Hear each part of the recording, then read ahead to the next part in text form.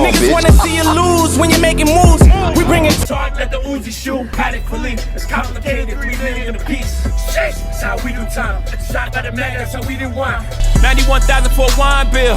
There's a you in 6 months who already has this. It's already yours. It's already mine. I'm looking down on it. It's just a matter of time, man.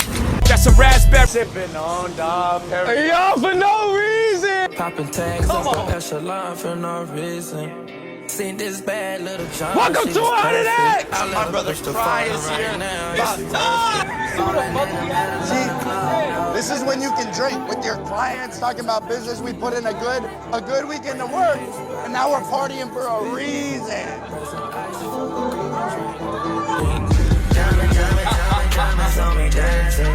I've been in business for a little over a year, and over the course of this 14 months, I've made well over $250,000, right? Just by being able to pick up this phone and post on the internet, right? And I'm not sure how long this video is. It's definitely a lengthy video, right? But this is only for the motherfuckers that are truly serious about starting their coaching business, scaling their coaching business, right? And maximizing the opportunities that we have in today with the internet, with AI, with being able to talk in front of a camera and basically being able to replace your 9 to 5 with an online business, right? And for those that don't know, you know, there was a point in time in my life where I had the physique that I wished to acquire, but I still wasn't that 1% man, right? I wasn't the best I wanted to be financially, and it bothered me. You know what I'm saying? I was working a job that was cool. I was making over 6 figures, but I was working 10 to 12-hour days, had to rely on that paycheck, didn't have the time and location freedom to do what I wanted to do, right? And most of all, I wasn't fulfilled, right? And I got to a point where I was working that job, and due to them having a lack of resources, they decided to let me go, right? And this put me in a very bad financial position. I was in a position where not only did I lose my job, but 2 months prior, I was going through a breakup. A month prior before that, my grandmother died, right? So with all of that going on, in the midst of that, the chick that I was with ended up breaking the lease without telling me, right? So I'm in a position, how am I gonna get a new apartment if I don't have proof of income, right? So luckily, I had a great relationship with the lady at the front desk. You know, she was able to work out some things, and I did an apartment transfer to a 1-bedroom. So now I'm in a position, okay, I got this apartment now, right? Do I want to play it safe and get another job, right? Or do I want to take a risk and invest the last money to my name into a mentorship to learn what I did today? You just spent your last on this mentorship. Don't know how I'm gonna pay rent. It's my boy Kyle, one of my elite clients. He had 30K a month right now. There's a you in 6 months who already has this. Y'all just wait. Y'all gonna see the testimonial video where he gets the yours. Right. I'm a firm believer that when it's scary to jump in that motherfucker, you gotta jump in. Otherwise, you'll stay in the same spot. And that's exactly what I did, fellas. Invested the last money to my name, into my mentor, to learn everything that I'm gonna share with you today. That has allowed me to make, you know, have 20K weeks, 30K months, whatever the case may be, all while being able to have the time and location freedom to do what I want to do. It's currently, at the time I'm recording this Wednesday, it's 12:30, bro. I'm at a coffee shop, like about to dial in right after record this, but like before that, I woke up, I read, I went to another coffee shop to get some coffee, I went to Target with my girl. Like, I'm able to do whatever the fuck I want to do, fellas, right? And that's what it's about, freedom, right? So who is this for? This is for the individuals that don't just want to take in the information, but also are ready to apply it, right? Take notes and implement it immediately, right? And are looking to either scale their coaching brand or start their coaching brand from zero, right? This is for you, right? This is also for the individual who maybe has no idea what a coaching business is and wants to gain a little bit more insight on what it is before you jump into it. This is also for you, right? And this is for the individual who maybe you've been posting content on Instagram or YouTube for X amount of time, but you haven't figured out yet how you want to monetize it. This is for you as well. This is not for individuals looking for get rich quick scheme, right? This is not for individuals looking for, oh crap, motivate me for 30 minutes. This is that, brother. This is the exact step-by-step system I use, right, to be able to scale my coaching business and have making 20 to 30K a month. Just 2 weeks ago, I had a 20K week on my way to scale to 100K a month. I'm gonna give you everything that I did, the exact system, right? So we're gonna cover 6 things in this video, fellas. The first thing we're gonna cover, fellas, is ideation, right? Once you figure out if you're gonna take the authority route or if you're gonna take the journey route, you'll know what that is as you watch, right? You need to figure out the ideation of that and how you want to make content, right? The second thing we're gonna cover is the 3 pillars of growth, the exact 3 pillars that I use to grow my YouTube from 0 to 10K subs in a matter of 5 months. And YouTube is the most important vehicle to scale your coaching business. The third thing we're going to cover is the ideology and the psychology of titling your videos and how to maximize traction to have the highest click-through rate, the highest views, and the highest comments, whether it's top, middle, or bottom of the funnel content. The third thing that we're going to cover is my ideology behind thumbnails, right? How to position yourself as the authority in your specific space and take advantage of the opportunity from the YouTube Explore page to maximize you being seen for an individual to join your coaching business. Next thing we're going to cover is scripting, right? So I'm going to give you the step-by-step blueprint of how I script my YouTube videos, how I'm able to make these 30-minute whiteboard videos, these case studies, right? These walk and talk vids, and give you the psychology behind it that's connected to the 3 pillars of growth that we talked about in the beginning. And the last thing I'm going to cover, fellas, is how to utilize AI and leverage AI with all of those things, but most importantly, the fulfillment to provide your clients the best results that you can get, fellas. So again, I'm quiet because I'm in a coffee shop and other people are working. I'm trying to be, respectful to them, right? But this is by far going to be the most game I ever give you in regards to coaching, and really the best courses you can get on the internet. This is something that I've been charging for a long time, and I finally decided to give it to you guys for free, right? Again, if you want to work one-on-one with me in the trenches, I'll put the link in the comment section and in the description, fellas. But if you got to watch this, 3 times, watch it. If you got to watch an hour, take a break, watch an hour the next day, do whatever you need to do, fellas. I used to watch 5-hour courses, right? 7-hour courses to learn a lot of the shit that I'm going to give to you today, right? So take notes, put the Opal block on, get in a quiet environment, get your laptop out, take notes, and then take action with everything that I'm about to give you, fellas, because I bleed shit and pee just like you, bro. I was where you're at, bro. I thought that making money online was a scam, a myth. It's not, fellas, and it's one of the most best opportunities that we could take advantage of today, and we're still in the boomer stage of it. What do I mean by that? If you're not going to start today, fellas, if you wait to start in a year or 2 years, it's going to be that much more harder than the motherfuckers that start today and build that foundation. All right, so without further ado, I'm not going to waste any more time. Let's get right into it. All right, fellas, welcome to the content creation module, man. This is going to be the most important module that you watch in the YouTube section, because before you can dive into scripting videos, editing shorts, you know what I'm saying, how to do titles and all of that shit, like, you have to understand content creation, because this is going to make your content that much more better once you understand that motherfucker. So in this module, we're going to go over monetization, the importance of why value is more important than views, authority versus journey, as far as the type of content that you make, and then, a little analysis of short form and long form content as a whole, right? So without further ado, I'm not going to waste any more time. Let's get right into it. But before I do dive in, fellas, I'm going to be giving a lot of game in this module, man. Every mentorship that I've joined, I've always watched every single module at least 2 to 3 times to really grasp the information, right? Like, you guys have access to this to watch as much as you want. So I recommend that you do so, to really, maximize, your content, with YouTube, and be the best that you could be. So let's start with monetization. All right.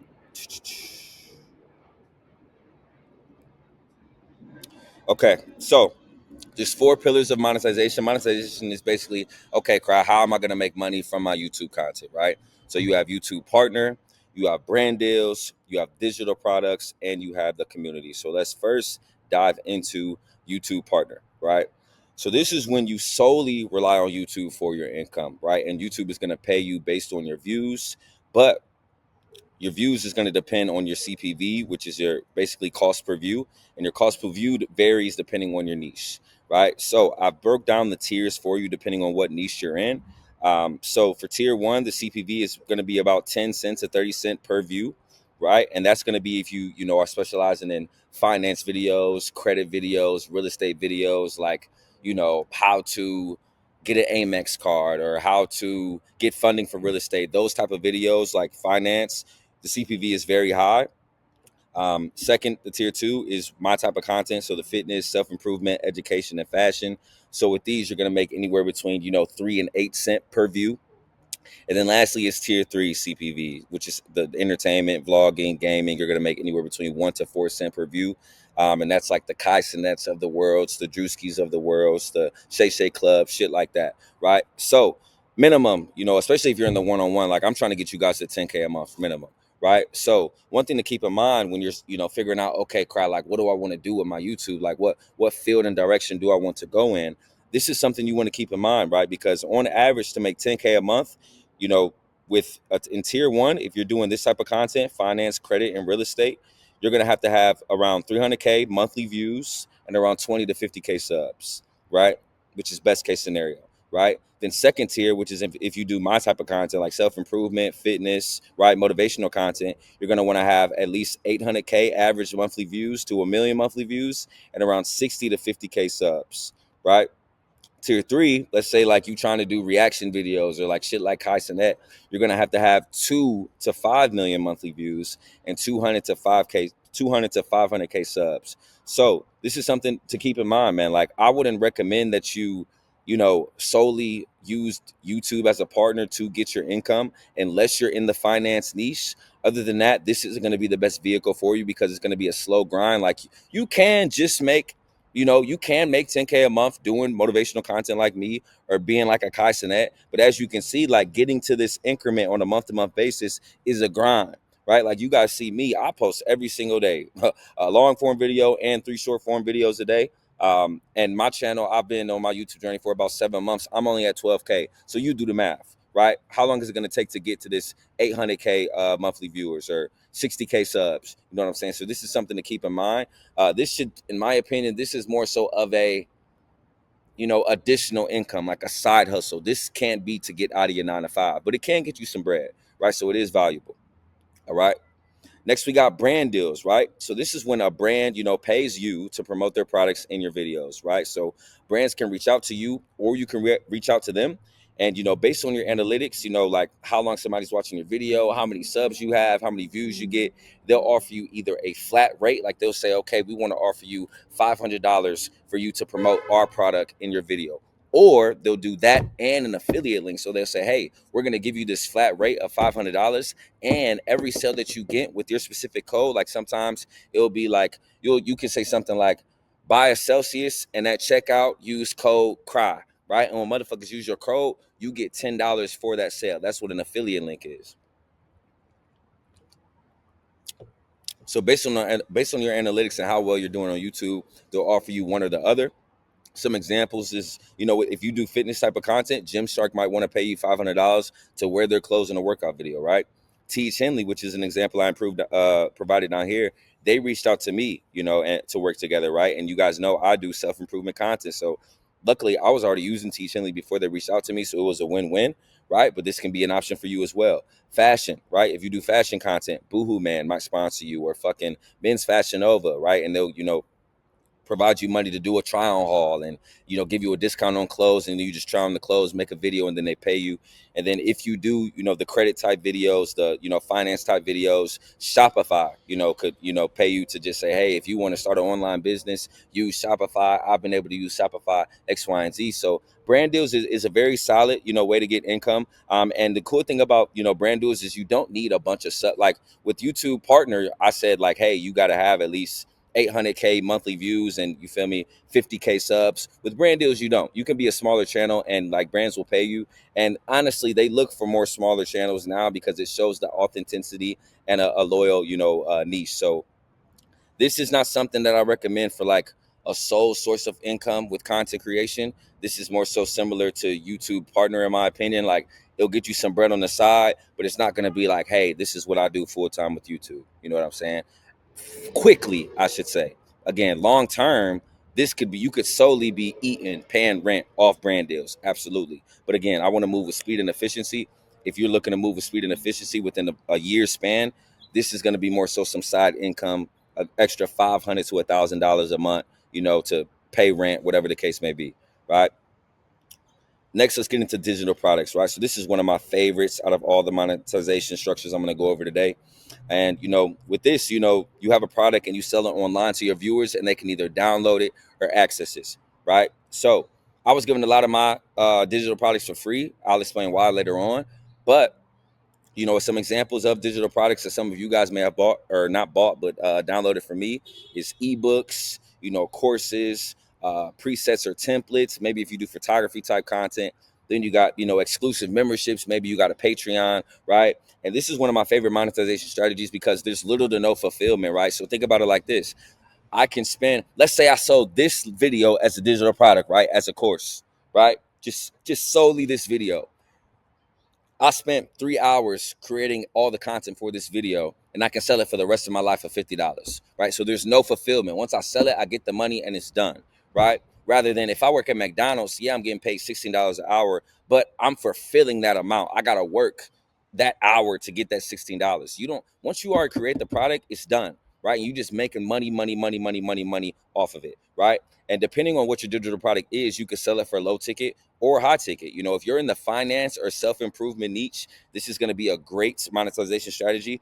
And you know, I included the screenshot below. Like last month, I made $1,000 off digital products just off a list of books and little notes that I'll be posting on Instagram, like the quotes. I sold that for $25, and I made this, right?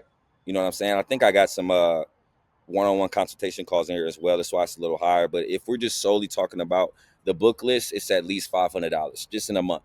You know what I'm saying? So what does that look like for you? Depending on your niche, it could be, again, an ebook, a course, an exclusive membership, whatever the case may be. But this is my second favorite of all the monetization structures I'm going to share today, and a great way to make some income. Lastly, it's community, right? So this is what you're a part of right now. This is what 1A is. And of course, I'm biased, but this is my favorite monetization strategy. And this is when your viewers can get access to something personalized that is not on YouTube, right? So it can be a Discord. It can be a school community, which is this, right? Or it can be weekly and bi-weekly, you know, personal calls or group calls, or a combination of all of them, right? Depending on what you want to do. And depending on your offer, you can either do a monthly low ticket offer, right? Or you can do a one-time high ticket offer, right? So I do for, if you're in the Elite 1-on-1, you're high ticket. If you're just watching the course, you're my low ticket. So I do both, right? But with high ticket, you know, to make 10K a month, you just need to get 10 people to pay you $1,000, right? However, each month your marketing has to be very, very, very, very good, so you can keep getting 10 new clients, right? But that's how I think about it. Oh, all I need is 10 people to pay me $1,000, and I'm good. I'm at 10K a month, right? Now with low ticket, to make 10K, you would need 1,000 people to pay you $97 per month, right? Either way, you can get to that 10K mark, right? So like, your fulfillment is going to be a major component on if you go high ticket or low ticket. The reason that I go high ticket is because, like, if you're an elite, you know, everything is very customized, very one-on-one. We do weekly and bi-weekly personalized calls. I'm not against group calls altogether, but I'm not running from the motherfucking grind in my community. The grind is them one-on-one calls, right? So that's why I charge high ticket for my elite one-on-one. But if you were to do something low ticket, you could do like a group call per week, right? And then have like different modules like this inside of your course. You know what I'm saying? And that could just be $97. You know what I'm saying? But one thing to also keep in mind with that is you have to be, you know, mindful of churn. All churn is like how many people are leaving your business on a month-to-month basis versus how many people are coming in. So yeah, your first month, you might have 1,000 people paying you $97 a month and that's 10K, right? But what are you doing from a fulfillment aspect that's going to keep them paying monthly recurring revenue? An example of that is a weekly call, but those weekly calls better be valuable as fuck, right? Or people are gonna be like, man, I'm gonna stay in this a month and leave. You know what I'm saying? So that's something to be mindful of as well. But this is by far my favorite of all of the monetization structures, fellas. So next we'll go into why I prioritize, or why not I, we all should prioritize value over views, right? So it's always going to be value over views, always, right? As I mentioned in the monetization segment, you're only going to profit significantly from views in a finance niche fast or any other niche slow. So if you're doing real estate, credit, or financial tips, it is about views, right? But if you're in any other niche, it's about value. And I'm going to explain why. Views should never be your main source of income, right? At the start of this video, like whenever you're watching this video, I have 12K subs, right? I average 1,000 views per vid. However, I'm not going to disclose them out. If you want to know and you in the elite, ask me on a weekly call and I'll tell you. But I made a lot of money month to month. I make a lot of money, fellas, and I only have 12K subs, right? I'll even go a step further. My mentor, John Mark Stevenson, some of you guys know who he is, man. Go follow him if you don't, right? He has 30K subs on YouTube. That's not a lot of subs, right? He averages 8K views per video. However, he makes 200K a month. Right? Like not too long ago, he had a 50K day. This is not fluff. I speak to this gentleman at least twice a month, right? He makes this amount, drives a Ferrari, lives in Miami. It's legit, right? But the point I'm trying to tell you is he doesn't focus on views. He focuses on value, and he's able to monetize that value and make a lot of money, right? So especially if you're doing digital products or community, value should always be the number one component, right? So let's break it down a little further. Let's break down the science behind it, right? So again, this should be the number one standard for all of your videos, especially if you're doing digital products or community. And here's why, right? So according to Google Analytics, right, a viewer has to consume 7 hours of your content before they buy from you, right? So let's break that down. If you solely rely on TikTok and IG, you need 840 little shorts, little TikToks to have a person watch 7 hours of you. 840, right? Versus YouTube, on average, you only need 42 videos for a person to consume 7 hours of content. And this is why YouTube will always be king, because you can get that motherfucker to buy from you, right, with less work, right? Less videos, right? Quicker and faster, right? And another thing, people are coming to YouTube to learn. People aren't coming on YouTube and Instagram to learn. I'm sorry, TikTok and Instagram to learn. They're coming on there to be nurtured, get a quick dopamine, and get the fuck off. YouTube people are coming here, okay, I'm about to sit down and watch a video and learn something. So that's why it will always be king when you are selling something with monetization, and that's why value is important, right? So you only need 42 videos for a motherfucker to watch 7 hours of your content, right? So let's break it down even further, right? So according to YouTube Analytics, 9% of your viewers watch your videos all the way through, right? So that means if I'm getting 1,000 views per video, 90 motherfuckers watch that motherfucker all the way through, right? So that means, let's say my videos are 30 minutes long, fellas. I only need those 90 people to consume 14 videos to hit 7 hours. Think about that, right? Then after that, it's a numbers game. Okay, how many of those 90 people can I get on a sales call and close, right? So let's run the numbers. The average sales call rate for coaches is 20 to 40%, right? So that means if I sell a $500 community and I close 20 to 40% of those 90 viewers who watch my video all the way through, I'll make 9 to 18K, right? That's why value is so important, man. And you know what's crazy?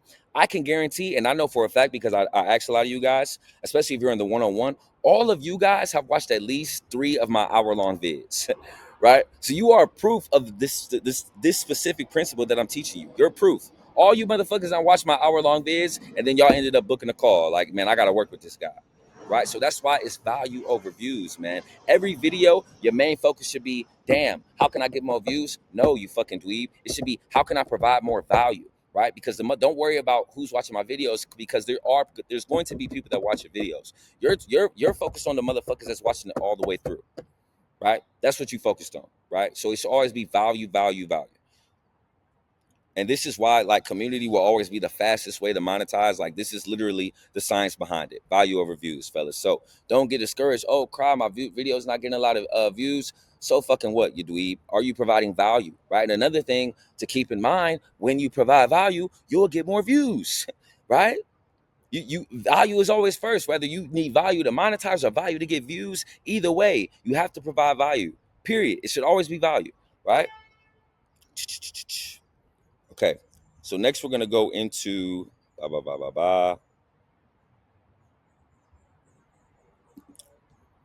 authority versus journey, right? So this is going to be more so with, the type of videos that you make and how you relate yourself to them, right? So let's go ahead and dive in. So most of you guys in here in 1A are doing educational or motivational content in regards to self-improvement or your specific personal brand. So there's 2 ways that you can grow and build an audience in regards to the style of content that you make, and that's authority and journey, right? So let's first dive into authority, right? So this is when you have the proof to know, what you're talking about on a specific subject and provide value within that. So this is me. This is what I do, right? You guys see, whether you came from my YouTube or my Instagram, a lot of the principles that I teach have been from my results, right? And how I built the authority for you guys to trust and listen to me, right? I can tell you guys how to get in shape because you guys watch my vids, my shirt off, I have a good physique. I can tell you how to grow on YouTube because you guys saw I started in August. Now I have 12K subs, right? I can tell you how to grow on Instagram. I have around 13,000 followers right now. I can tell you how to build discipline because I do everything I want to do on a day-to-day basis, and I teach you different tactics and strategies to implement discipline. I can tell you how to build structure because I speak about powerless, monthly analysis, weekly analysis, Google Calendar, how to use them. I can tell you on what books to read because I break down books and different principles easy for you to digest when you're like, holy fuck, I got to read that book, right? So I'm speaking from authority, right? I'm telling you, hey, this book changed my life, and like I'm showing you how my life changed, and you're like, okay, like this guy got the authority. I got to listen to this motherfucker, right? So honestly, man, it doesn't matter where you are in your journey. There's something that you have an authority with. Anything. It could be talking to a chick. It could be fucking brushing your teeth, my nigga. It doesn't fucking matter. There's something that you have authority with. But in my opinion, this is the worst out of the two. You know what I'm saying? And it sounds funny coming from me because the majority of my videos are coming from authority. But the number one component, as far as authority, the number one component as far as how I would recommend you tell your story is journey, right? Which is most of you guys. Most of you guys, you may have a little bit of results, but you're not that 1% version of yourself yet. Like you're in the middle of the pack, or you're very in the beginning, either or. But that's the beauty of it, right? Because with the journey, you don't have to have the proof yet, right? But you share your progress in everything you are learning cognitively and physically, and take people on the journey with you, right? So, like a perfect example of this is with Aman Ghazi, right? If you haven't watched Aman Ghazi's videos, fellas, I highly recommend you go watch. Like, start from the beginning of his YouTube journey to now. Like, I included a screenshot. Like, as you can see, like, this is one of his first videos, 16-year-old bodybuilder day in the life. You can see it has a lot of views now, but I can guarantee you when he first made it, it didn't. Now, this is one of his most recent videos, surprising his mom with a $400 million dream house, right? So, Aman Ghazi is one of the GOATs in the online self-improvement space. Like, he makes close to 8 figures a month by documenting his whole journey of when he was a skinny dweeb with zits to who he is now, right? And like, in my opinion, like, this is the better route because people love a story. People want to see the underdog come into the hero, right? And this is one of my biggest regrets. Like I always say, like, I wish you guys could have saw the skinny dweeb cry, broke cry, getting played by women cry, addicted to porn cry, until who I am now. Bro, I would be way bigger than I am now. I would be like Aman Ghazi, right?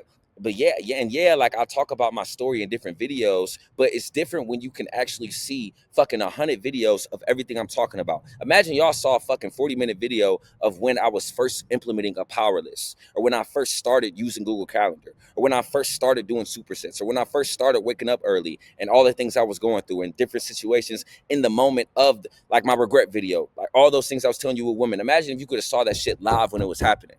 You know what I'm saying? You'll be like, holy fuck, that's what Aman Ghazi did. So this is why I tell you guys, like, never be caught up on not having the results in a specific topic, because you're speaking on how to do it. You're speaking on, how to implement it. And that's more relatable to the viewer, right? So I tell you guys, hey, this is what I did, do it, right? But if you have a camera and you're like, yo, I'm trying to get in shape, I'm trying to lose weight, this is what I'm doing right now, I'll keep you guys updated if it's working for me. That's more relatable because the average viewer isn't in shape. Right? So they're gonna be like, okay, this guy's at the same level as me. Let me watch this guy. Let me go on a journey with this guy.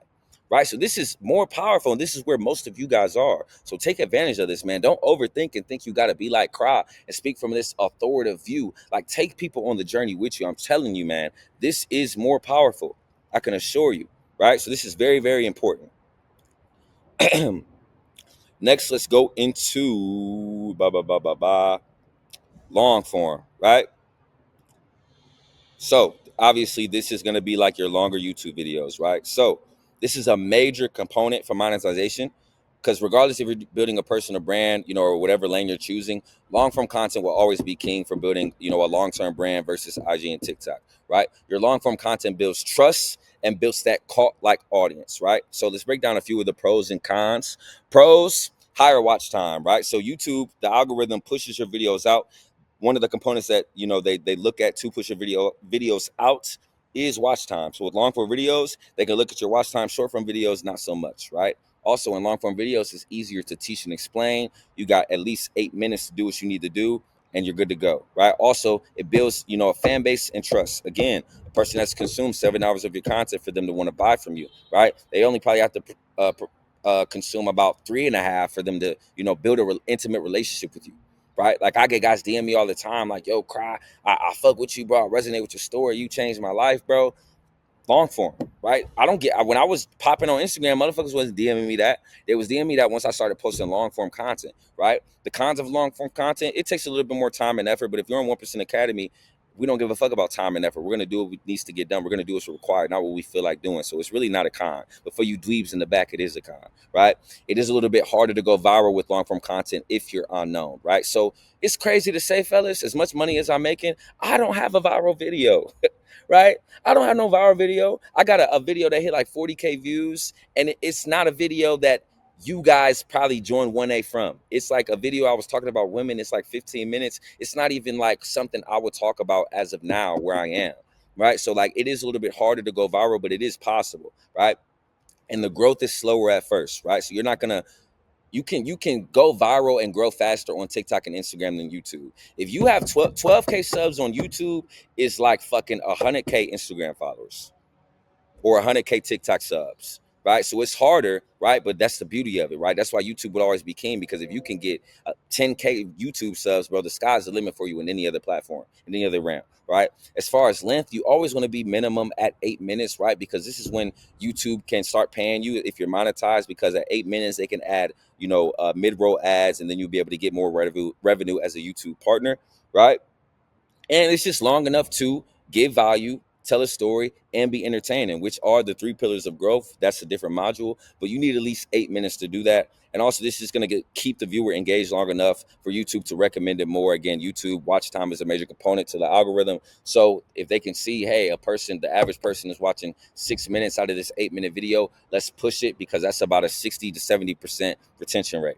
You know what I'm saying? So all your videos should be at least 8 minutes, but long form is king, fellas. This is how you're going to build that cult-like audience and really, make some money with YouTube, right?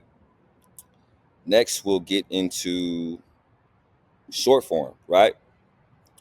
Which is just important. Now, before I dive into short form, I almost forgot to mention the standard for long form, fellas, to really have the best growth from a monetization standpoint is at least 5 videos per week. If you want to be a motherfucking killer, a video a day, right? But at least 5 videos per week is going to have you grow the fastest and get paid the fastest in whatever monetization strategy you choose, right? Now, let's get into the short form, okay? So this is a major component for growth. I'm not sure if it was April of 2025 or March of 2025, but I didn't post any shorts that month, and that was my worst month of growth. Worst month of growth. Shorts is a major component for growth. Major component. So this is very, very important. I know that I said long form is the most important for,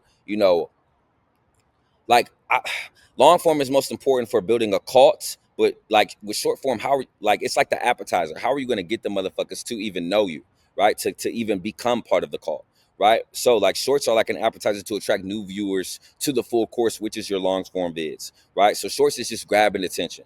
Right, so let's break down the pros and the cons. With the pros, you can go viral fast with shorts, right? It's like Instagram and TikTok, right? Quick 30-second clip, somebody watches it, you can go viral because they might keep watching it or they might share it with other people, right? They're also very easy to create. Yes and no. The way that we create them, and if you're in an elite one-on-one, we go very in depth. So I wouldn't say they're easier to create. They're just shorter to create.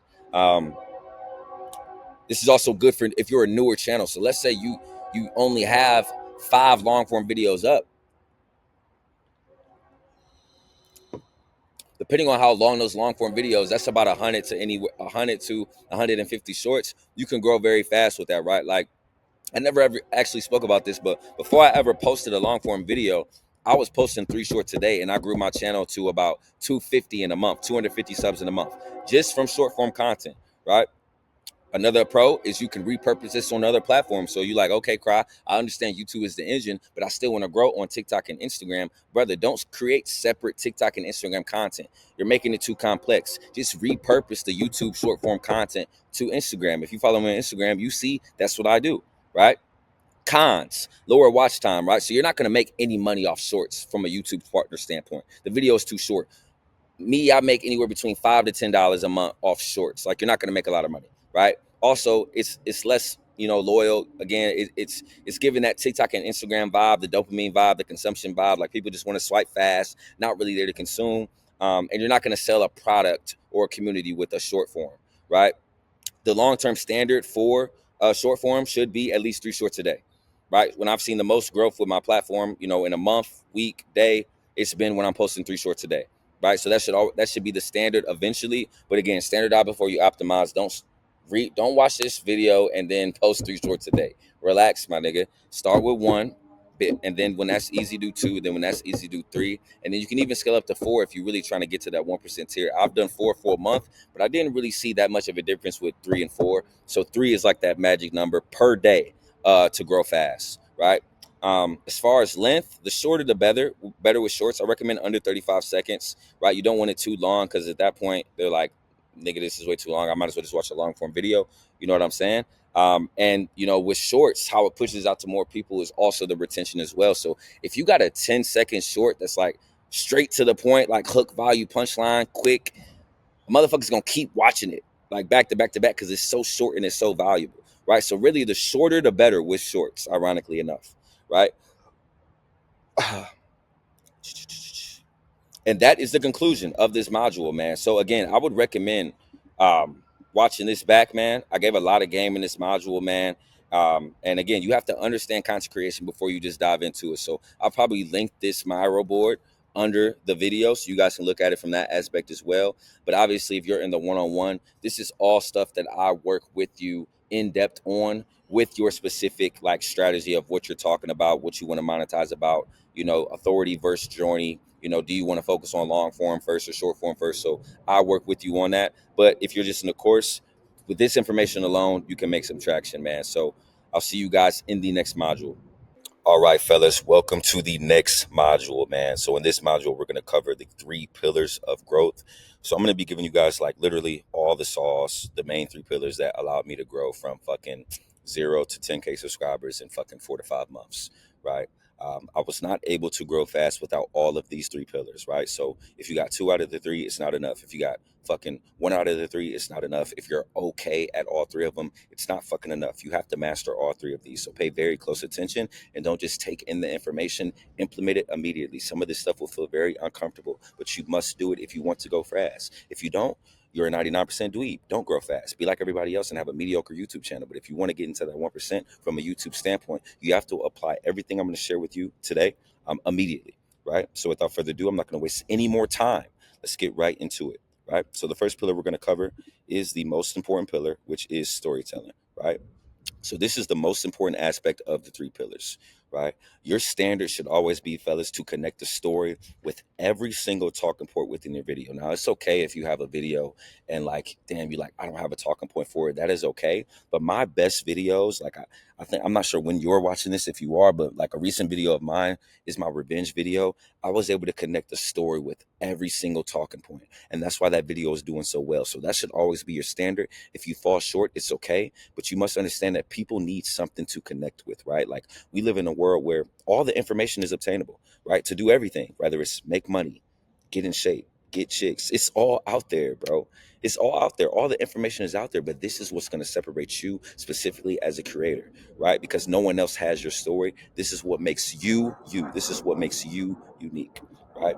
So let's get into some examples, man. Let's use me for an example, right? Self-improvement content is all the same, right?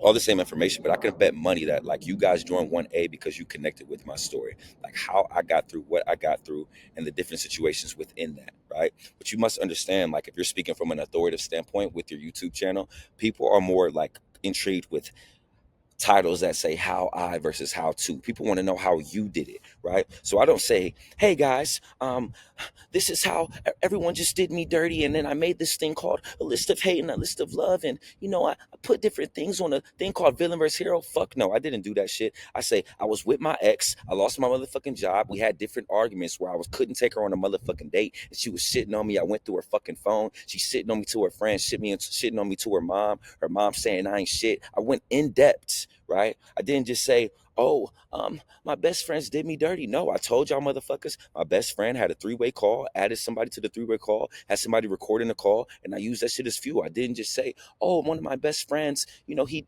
backslid me with the girl. No, I tell y'all motherfuckers, man, that my friend fucked this chick, right? Had plenty of times to tell me. I'm asking him about it. He came home late. I'm like, where was you at, bro? He like, no, I wasn't nowhere, right? Then we all in the same vicinity. I picked up on a different vibe where I felt like he was fucking with her. You have to go deep. You cannot go surface level, right? So don't say, oh, I gotta fucking work on my deep work in the morning to get me to the man I want to be. Like, no, I had to wake up at 4 a.m. I was tired as fuck, man. I had to leave and go to a different, area in my apartment because I'm living with my roommate, right? That first hour was always hard, but then I got through it. Like, you have to go very, very in depth. Don't be surface level with your stories. Again, this will be uncomfortable at first. I'm not going to lie to you, right? But jump into that, brother. Right? That is where the growth happens. All this shit is uncomfortable. Everything that we implement in 1% Academy is uncomfortable at first. But remember, it's not hard. It's just new. So get rid of that barrier and go deep and don't think surface level. Right?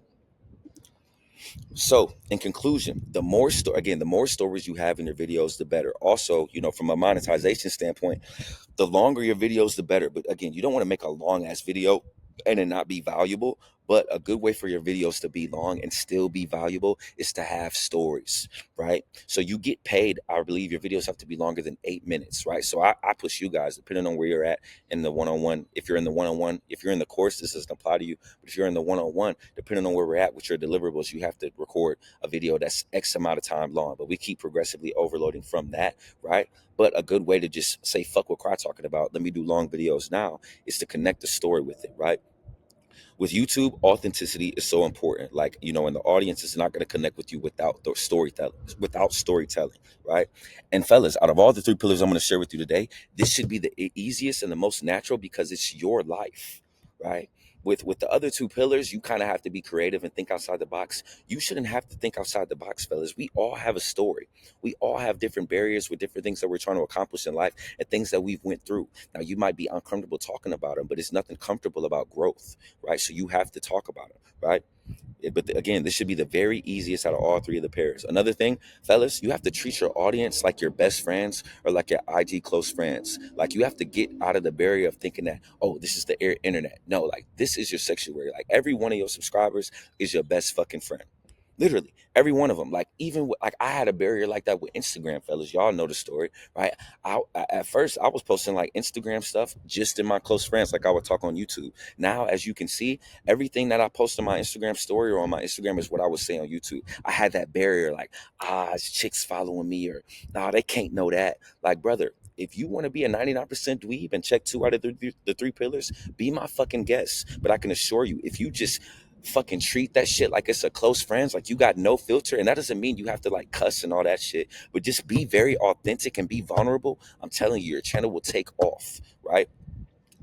You're literally going to stunt your growth being scared to open up to your audience. Like I said, when it's scary to jump in, otherwise your channel won't grow. And again, it's going to feel weird and very uncomfortable, but you must be vulnerable, right?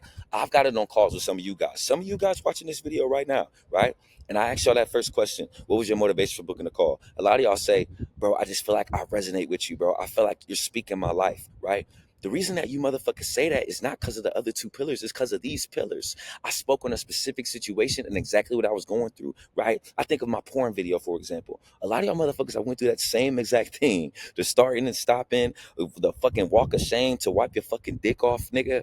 The fucking finding your favorite scene. A lot of y'all motherfuckers went through that. Y'all connect with the story. I didn't just say, oh, I was addicted to porn. I gave you step by step of what I was going through. So it doesn't have to be porn, fellas, but that is what you must do. Like, again, it's gonna feel weird and uncomfortable, but you must be vulnerable. Like, fellas, all three of these pillars are important, but this is by far the most important one and the number one skill that you can master that's gonna get you to the growth that you want in a short period of time, right? So this is the first pillar.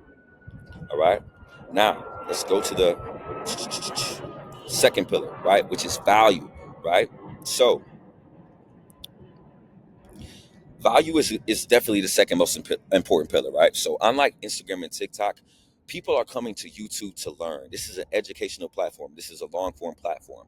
Instagram, people just want to see 30-second reels. Same thing with TikTok. Like, people come to YouTube like, okay, I'm about to at least sit here for 10 minutes, right? YouTube is the only long form platform. 9 times out of 10, the viewer has time to sit down and comprehend the value, right? So you always want to provide your viewers with some value, right? All of your videos, they should feel like they left with something that they learned, some type of game. Even if it's one thing, they have to leave with something, right?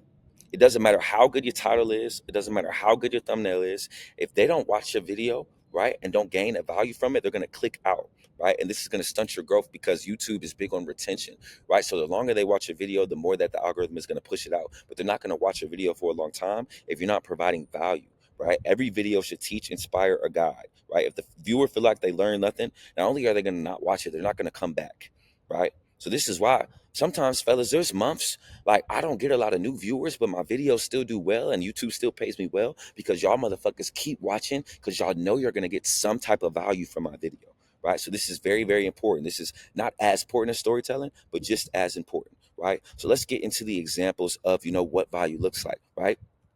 How I got over heartbreak, how I gained 10 pounds of muscle in 21 days, right?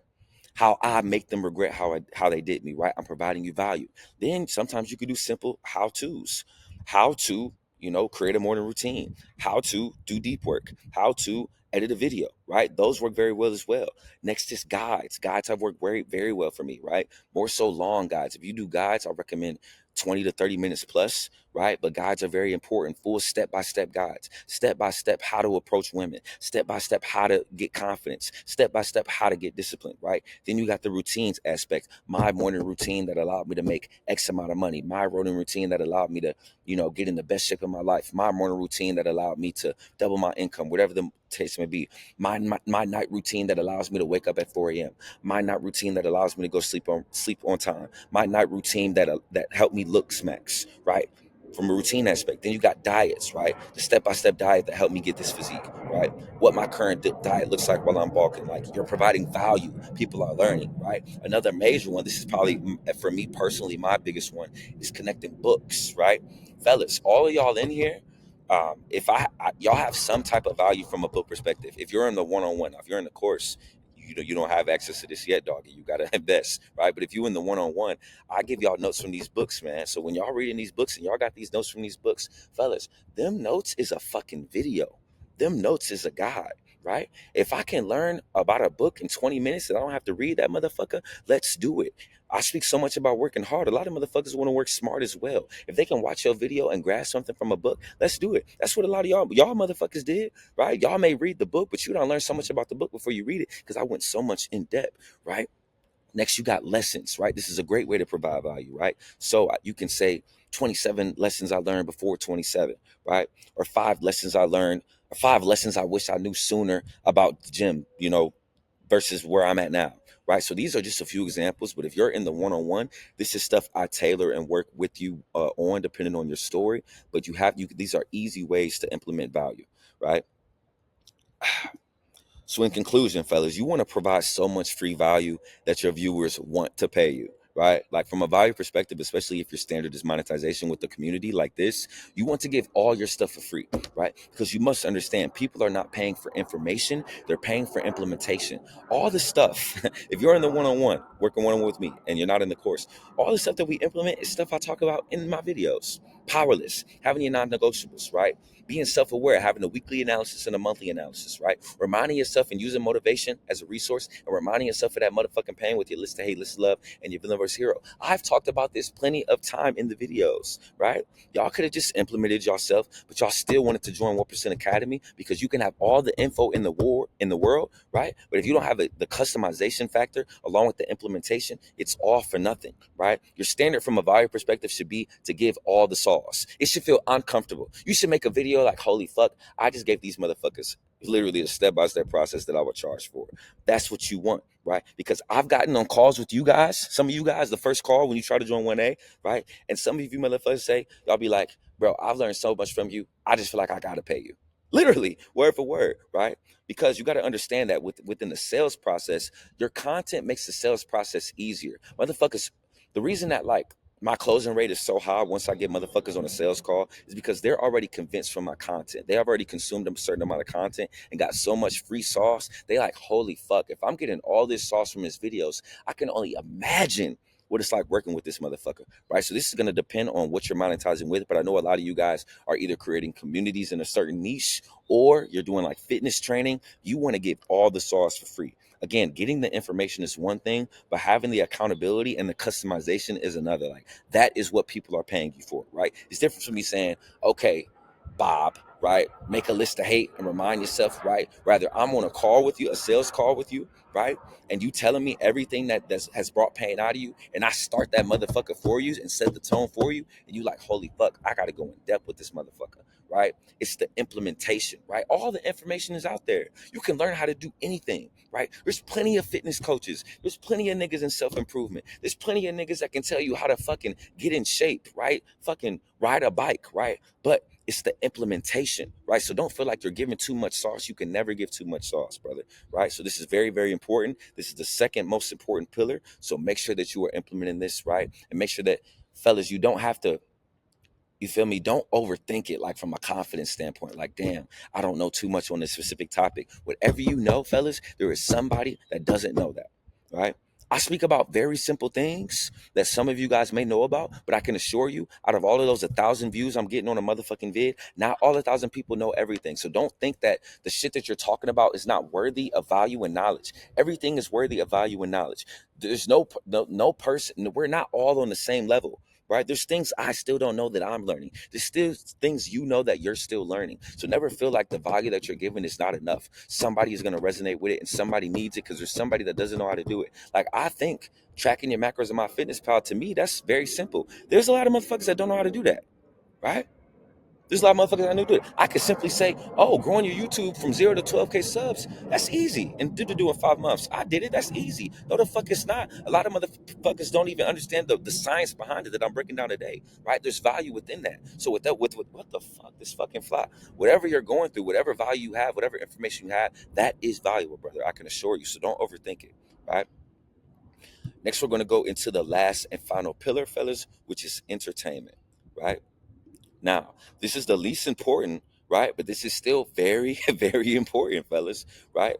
Because you can grow with storytelling and education alone, but when you add the entertainment into the mix, you are Thanos, right? You have all of the affinity stones. You don't have 3 out of the 5. You don't have 4 out of the 5. You have 5 out of the 5, right? You can't just shoot and not defend. You can't just defend and not score. You are a two-way player. You are Kawhi Leonard, right? You must check all. This way I'll say you got to check all 6 of these C's to be the 1% man. Cut, charisma, character, clout, cash, fucking church. Just like you got to do all 6 of these. You got to check all 3 of these boxes. So don't have all the value. Don't have all the motherfucking storytelling, but don't have entertainment. This is very, very important. You have to dramatize things, right? So I'm not going to waste any more time. Let's get into the examples, right? So let's use me, right? When you think of Cry's videos, right? Yeah, Cry giving me some storytelling, Cry giving me some value, but Cry also is very entertaining, right? But you don't have to overthink the entertainment. It doesn't have to be like something nuts, right? So for me, it's the whiteboard, right? It's having my shirt off. Fellas, I literally turn my heat on when I do videos so that I can sweat, right? Because that's the entertainment aspect. Niggas thinking I'm up there just got all this energy, like, damn, man, this nigga up there sweating. He really passionate about this shit. No, nigga, I am passionate about it, but I just turn the heat on. I know how to dramatize things, right? Walking in front of the camera, right? At certain points where I'm very passionate, I make sure that I get in front of the camera, look you in your motherfucking eyes so you can feel what I'm saying. That's the entertainment aspect, right? I may say something funny, like even the unplanned shit. When I be in videos like, holy fuck, I'm hungry as fuck. Let me go grab a fucking protein bar. In the moment, fellas, I won't lie. I'll be dead ass serious. I don't be trying to be funny. But when I watch that shit back, I'll be like, I'll be like, man, I'm fried. Like, that should be funny, right? That's the entertainment aspect, right? Even speaking fast, right? Right? Like, being creative with my voice. So I'll say, you have to cut them off. You cannot be a dweeb. You have to be a 1% man. No, I'm not going out. No, I'm not doing all of that dumb shit. That's voice inflection. Then I'll also say, I cannot believe that, like, I was beating off every fucking day, right? So I'm being creative with my voice. Then I'll yell. Then I'll talk calm. Then I'll cuss. Then I'll talk proper, right? I'm like creating an illusion with the motherfucker's brain, right? So that's very important. Even with certain words, right? Like my brother Jason, he says, you're going to be a fucking loser. Jason, if you're watching this, that's your go-to, right? For me, it's you're going to be a dweeb. You're going to be mediocre. I can assure you 1%. Right? I say, you have to understand, right? Like I have my go-to words, even the intro, right? Today's going to be a great one, right? That's all entertainment. Certain words and phrases you will get as you progress and get creative, but you have to have something that people know you for. Fellas, I get comments on my videos on motherfuckers that say, today's going to be a great one, right? I get motherfuckers that come on my live and say, yo, we need the dweeb merch. We need the fucking I can assure you merch. Fellas, I didn't come premeditated coming on YouTube like, my slogan's going to be I can assure you, or my slogan's going to be dweeb. It came naturally, right? And it'll come naturally for you, right? But I don't want you to think your YouTube channel has to be so strict and so serious. Like, brother, be yourself, right? And that is an entertainment aspect by itself. Now, I'm giving all of these, aspects of entertainment with myself. If they work for you, cool, implement them, but don't think that you have to be like me. There's plenty of other things that you can implement from an entertainment standpoint that will, allow you to be successful within this pillar, right? So You have to find what fits your vibe, right? Maybe it's just you always have certain people in your video, right? So if you do a vlog, people always know that you're going to be talking to other people or you're going to be doing a public interview. That is the entertainment aspect, right? You might do a video where you sit in the front of the camera and you talk for 5 minutes, right? And then you pick up the camera and you start walking and then you start talking to other people like, hey, X, Y, and Z. That's the entertainment aspect, right? Then you got background music. A lot of y'all watch Steph is Cold. Steph is Cold.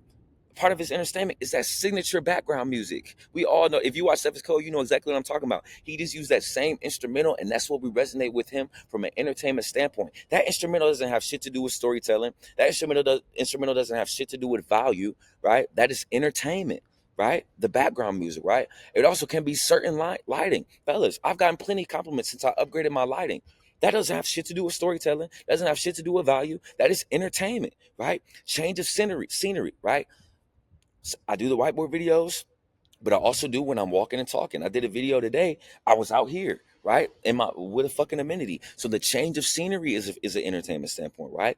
I don't do this, but you can put captions under your videos, right? Have different words pop up. That is an entertainment standpoint, right? Or fucking have like how I used to do it. I don't do it no more because I do it with the whiteboard. But I used to put like the topic of the day is 5 habits that changed my life, and then like 5 habits that changed my life will pop up on the screen with like the typing sound. That is entertainment. That's what makes people resonate with you from an entertainment standpoint, right?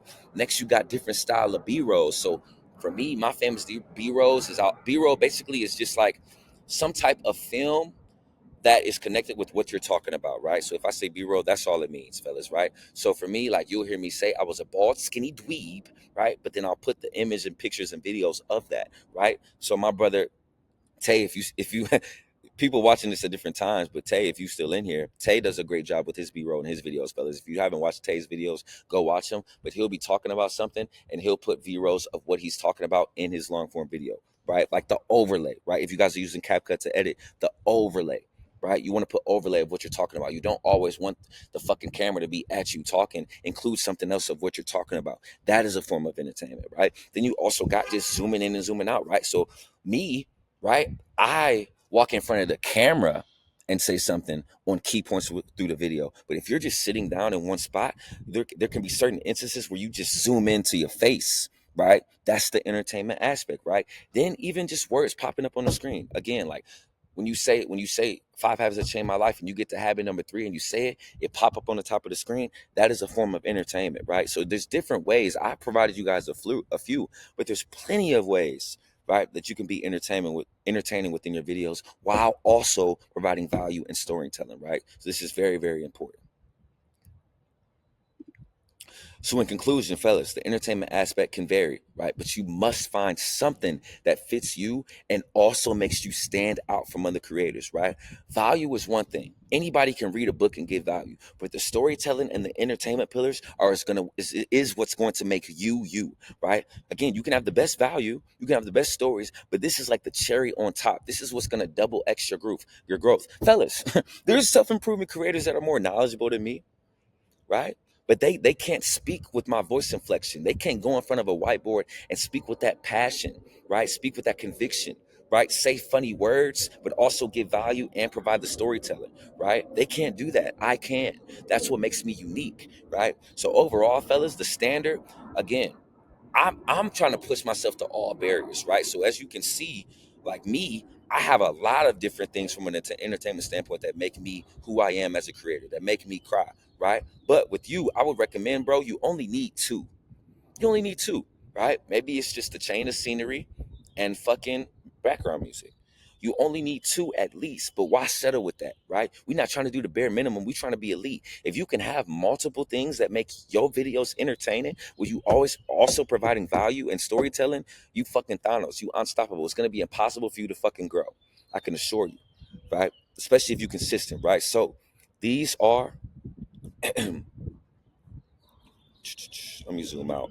I'll probably include this Miro board in the course so you guys can like see it and have it, right? But watch this video a few times, fellas, and really study it and implement it, man. Like these are all very important. These are the 3 pillars of growth in regards to YouTube, right? And I want to see you motherfuckers grow faster than me, bro. Right? Because there was a lot of times, man, that I had that barrier with my storytelling. I wasn't going in depth. I had that wall up, right? It was a certain amount of time where I wasn't going in depth as I should have with my scripts to provide certain value. It was a certain amount of time, my OG subs know, where I didn't have the whiteboard. I didn't have the voice inflection. I didn't have the yelling. I didn't have the funny words. So I can only imagine if I would have implemented these 3 pillars off the rip, right? I waited. I had about 1,000 subs, 3,000 subs, and then said, fuck it. I want to be that guy. It's time for me to get out of my fucking comfort zone. And then I implemented all of them. Don't be a dweeb like I was. Implement it immediately, fellas. These are very, very important, right? So I'll see you guys in the next module. Yeah, so I'll see you guys in the next module. Not module. Holy fuck, crap. I'll see you guys in the next module. But make sure that you guys put this into action. All right, fellas, welcome to the viral title formula module, man. This is going to be a lot of game within this module. Not only am I going to break down the importance of titles with your growth, but I'm also going to break down the science behind them and different strategies and different techniques that you can implement within your titles to grow fast as fuck, fellas. Titles was a major component to my growth. And the good thing about titles is you can control it. Like, you know, the 3 pillars of growth, those are something that, you know, you have to have the skill set for and build. This is something that you can implement right away, regardless of your skill set, to, you know, fast track your growth within YouTube, right? So without further ado, I'm not going to waste any more time. Let's get right into it, man. So YouTube titles one-on-one, right? All right. So your title is the first thing people see, right? If it doesn't grab attention, no one clicks, right? Very simple math. No clicks equals no views equals no growth, right? So titles are very, very important, right? And this is basically how you earn the click, right? People judge your video in 1 second, and your title has to spark the curiosity, emotion, and offer clear value fast. If it sounds boring or confusing, they will scroll, right? Secondly, is YouTube algorithm looks at your titles, fellas, right? So YouTube pays attention to how your title matches what people are searching on, like specific keywords with Google Analytics. And a good title helps your video get recommended to more people, right? Also, the title is like the appetizer. It sets the expectation. What are they getting from your video, right? So a strong title tells the viewer exactly what they're getting. And if the video delivers on that, they'll watch longer and they'll subscribe, right? They'll keep watching the video, right? You guys know watch retention, how long a person watches a video is very, very important. So if your title, it could be good, but if it's misleading, they're going to be like, man, what the fuck? I'm clicking the fuck out, right? So you got to set the expectation with the title. Next, lastly, is it builds your brand, right? I'll get into it in a second, but like some of my most recent videos at this time, and even if you watching this years and months from now, you can go back and see, is like the 1-word caps titles. Like that's my brand right now, right? So you guys know when you see that 1-word title, oh shit, cry just dropped. This is a cry video, right? So over time, your style of titling becomes part of your identity. And people start trusting your titles, and they'll click it, you know, just because they know it's you. Like they recognize that title with you. So I would say, fellas, titles is just as, if not more important than the thumbnail, right? Because like with me, or especially early on, like now my thumbnails are a lot better, but early on, my thumbnails was mid, bro. Really below mid, but my titles was always very good. You know what I'm saying? So that is YouTube titles one-on-one. You know what I'm saying? And now let's dive into pain point execution, right? So pain point execution is a major component of your titles, right? So content creation itself is an energy transfer. You guys hear me say that all the fucking time. The reason that you motherfuckers are in 1A is because you watch my motherfucking videos and either you got a lot of value from it or you just felt like, holy shit, I can conquer the fucking world in this specific subject after watching a cry video, right? That's all the energy transfer is, right? Content creation is an energy transfer, right? Humans are emotional, right? All energy transfer is a way to transfer an emotion, right? So you must take advantage of the fact that humans are emotional, right? And the way to do that is with your titles, right? Naturally, people are more attracted to controversy than positivity, right? So I'm not saying that your content needs to be controversial, but you need to focus on, you know, how to make your titles controversial and how to focus on pain points, right? To more so connect with the viewer from an emotional standpoint. So let me give you guys some examples, right? In these 2 videos, the screenshots that I placed, I talk about the same thing in both, right? Same thing in both videos. Literally, they were the same value from a value perspective. But as you can see, this is a newer video and this is an older video, and this has 2 times more views. Why? Because in the title, I focus more on pain, right? How I quit fapping in 7 days. Whip-de-doo. That's a positive title, right? You don't want to focus on positivity. Positivity is boring. You have to entice things. You have to spice things up. You have to dress it up to make motherfuckers click it, right? So some more examples of don'ts with titles. My plan to get a new job. No, instead, lost my job and my relationship raw reaction. So motherfuckers like, oh fuck, this is a raw reaction. This motherfucker lost his job and his relationship. Niggas don't. And in this video, I talk about my plan to get a new job or my plan to get more income. But this title is not enticing from a pain point perspective. It's too positive, right? Same thing with this. This is how I got over lust. Cool, brother. We would love to learn how you got over lust, but that title is not enticing. Teach us how you got over lust, but entice us more with the more pain point driven title. Here's how lust destroyed my life. People are like, holy fuck, lust destroyed your life? How? Because lust destroying my life too, my nigga. I'm trying to figure out if we going through the same shit and if you figured it out, right? So I'm gonna tell these motherfuckers how I got over lust, but not in the title. In the title, I'm focusing on pain points. I have to build that emotion, right? Last one, this is the best way to transform my identity. Whip-de-doo. Okay, you're telling me the best way. That's not resonating with me, right? What's resonating with me is the dark battles behind transforming my identity. Like, oh shit. So you went through some dark battles and you transform your identity? I'm trying to transform mine. Can you tell me what dark battles I'm gonna go through and the best ways to navigate them, right? So I'm enticing them with pain points, fellas. So this is very, very important. And within the one-on-one, if you work with me, I help you with this. But guys, you have to implement pain points with your titles. Don't be a boring dweeb. Like this is part of the three pillars. This is part of the entertainment standpoint is creating a pain point title, right? So all your titles should be pain point. Don't say how to get chicks. 3 mistakes I made was trying to get chicks, right? Focus on the pain, right? And people will resonate with that. So again, your videos don't have to be controversial, but your titles should be at all times, right? Next, we'll go into cliffhangers, which is a major gem with titles, right? So this is when your title literally baits them into clicking the video, right? So this is like basically your title is an issue or a question, and then the answer and the solution is within your video. So this is like you got a gun to the head like, hey, watch my video or you're not going to figure out what the fuck I'm saying, right? So this is really, really great, right? And some example of this is like for this one, you won't be the same person in 6 months if you do this. So they're like, oh shit, like, okay, I'm not gonna be the same person in 6 months if I do this. What is this, right? They have to click the video to figure it out, right? Second, I wish I knew this sooner about women. This is my best performing video. I wish I knew this sooner about women. What do you wish you knew sooner, right? And people love knowing about women. People love women, fellas, and especially in the self-improvement space. Like if you're doing motivational content similar to me, women is a great component to grow. You talk about some chicks, people gonna click it, right? So I wish I knew this sooner about women. What do this nigga wish he knew sooner about women? Let's figure it out. Click, right? If I would have did this, I could have leveled up faster, right? So did what, my nigga? What could you have done to level up faster? The only way to figure that out, you're not going to figure out from the thumbnail. You're not going to figure out from the title. You're only going to figure it out from clicking the video, right? So not only am I like focusing on pain points, like not only is focusing on pain points very important, but if you can bait them motherfuckers into clicking the video, bro, sky's the limit, right? They're going to click it, right? Especially if you got value within that video, ball game, you Thanos, you unstoppable, right? So this is a major, major component, right? Cliffhangers. Next, we got parentheses within your titles. This is very, very important. This is a major gem, right? So this is how you add value or twist in addition to your title, right? So with parentheses, you're either adding bonus, emotion, or additional context to your video, right? So let's give you guys a few examples, right? How to approach women. That by itself would have been okay, but putting parentheses step by step is like, oh shit. He's going to give me the step-by-step process to approach women. Like, I'm going to be able to watch this video, get a step-by-step grasp, and then implement it. Click, right?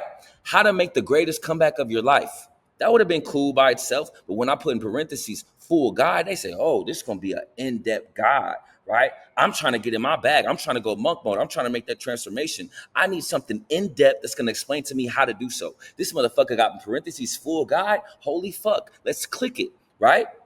Next, 5 brutal sacrifices I made to level up, parentheses, fast, right? So a lot of motherfuckers got how to level up, best ways to level up, 5 brutal sacrifices I made to level up, but fast. Niggas love speed. Niggas want to figure out how to do X as fast as possible. So the fact I put fast in parentheses, people are like, oh shit. Not only is this motherfucker going to teach me 5 brutal sacrifices he made to level up, but he's going to tell me how he did it fast. Click, right? How to stay mysterious. That actually by itself would have been ass. But when I put make her chase you, right? So now it's like I'm building on the emotion. Okay, You telling me how to be mysterious, crowd. That's cool. But now you're gonna tell me how to make her chase me? Holy fuck, I've been chasing chicks all my life. Click! Right? So it's like I'm building more suspense with the parentheses. This is a major gem and something you can implement immediately. Right?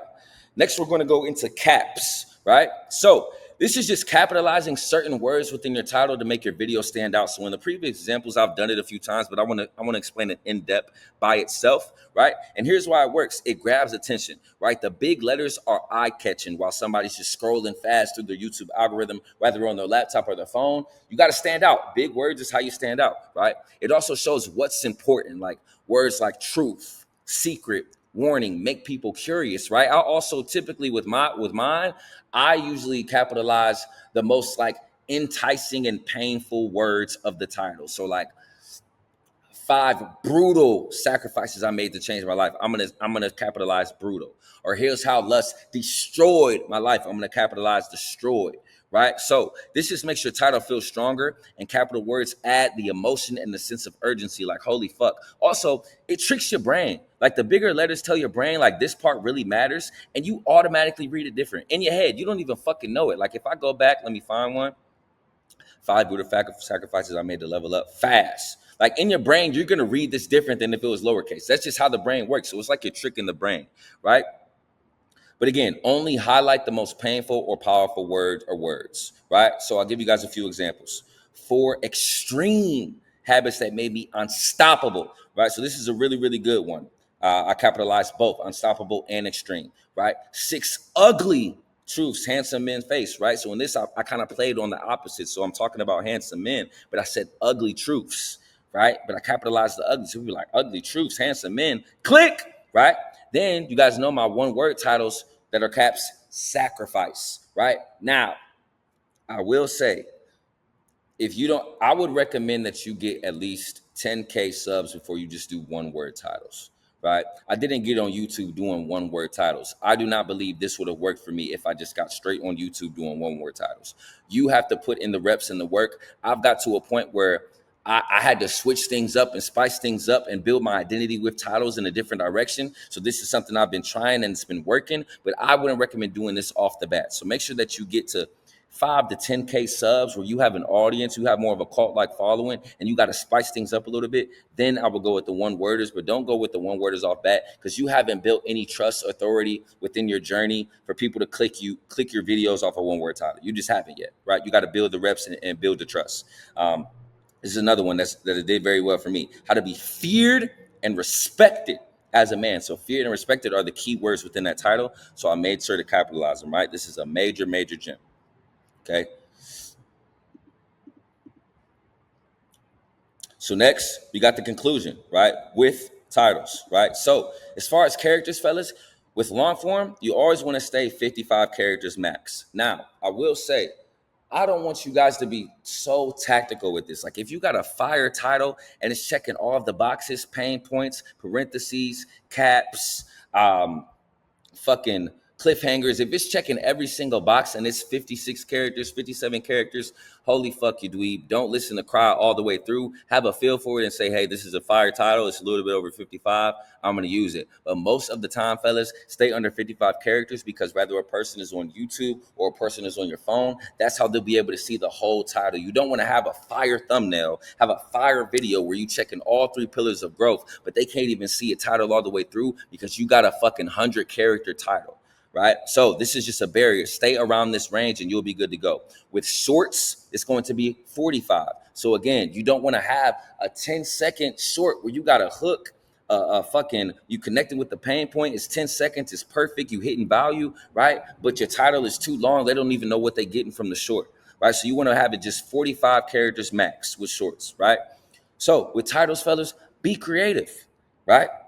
Think outside the box. These is just a baseline and a foundation of different strategies and implementations you can use. Obviously, if you're in the one-on-one, I go in depth with you on these. But if you're not and you just have the course, be creative with these, right? What words can you caps, right? What can you put inside of parentheses to cap, right? Can you cap certain words inside the parentheses? Should you put the pain point adjective of your title in the parentheses, right? Be creative, brother. Also, steal titles, my nigga. I made a video How to be dangerously confident. I got that title from another brother in the self-improvement space. You can take titles. I would always recommend, especially if you're not in the one-on-one, look at the top 5 to 10 creators in your specific niche. Look at the videos that have done well within the last 90 days. Look at the titles of them. And if you resonate with the motherfuckers, copy them. Because one thing you got to understand, brother, you don't have to reinvent the wheel. You stealing a title is not you making the same video, because if you watch the other modules, your entertainment, your value, and your storytelling is going to be way different than that individual. So you taking the title is not taking the same video as them. You have to implement what works. Motherfuckers saw, oh my God, the Warriors, they got Steph and Clay shooting all these threes. It's working. So now let's just get one driver, spread the floor, and get a whole bunch of shooters. They didn't reinvent the wheel. They saw what Golden State was doing, and they implemented. That's what Cleveland did. Cleveland had LeBron and Kyrie and a bunch of fucking shooters, right? They stole it, but it was different because they had LeBron and Kyrie, right? So it's the same thing with YouTube, right? Stealing titles, you're never going to steal the same video because, again, your storytelling, your value, and your value, and your entertainment is going to be different than somebody else's, right? So steal titles. Steal my titles, nigga. Because again, your videos are not going to be the same as mine, right? Also, double down on what works, right? This is why I tell you guys, especially if you're in the Elite 101, but if you're not, listen closely. When you first start YouTube, fellas, just get 100 videos out there. Don't overthink, what should I talk about? What's going to go viral? Holy fuck, you dweeb. You have to just get the videos out there, right? Because once you got 100 videos out there, you can go back in with YouTube Analytics, look at your YouTube studio. And if you're in the one-on-one, this is something I'll dive into depth with you on. But you can look at, okay, what's working, right? What titles are working? What thumbnails are working? What value is working? What entertainment is working? What storyteller is working? And double down on it, right? Like I have titles that I double down on, but not really in the same metric, right? So I had a video, give you guys a quick example, right? So where is it at? I wish I knew this sooner about women. I see that I wish I knew this sooner works, right? So I doubled down on that. I made another video, I wish I knew this sooner about money. And I made another video, everything I wish I knew sooner about women. I doubled down on specific words within the title because it worked, right? Same thing with the little one words vids. I saw that it worked. I kept doing it. Same thing. It was a point in time. Every video where I would put in parentheses full guide, it was working. So I doubled down on it. But you're never going to be able to double down what works if you just don't throw fucking paint at the wall. Just get the videos out there. Again, 100 videos at least, right? And then you can look at the analytics, right? How many people watching this vid? What's the average view duration? Okay, let's double down on this title, right?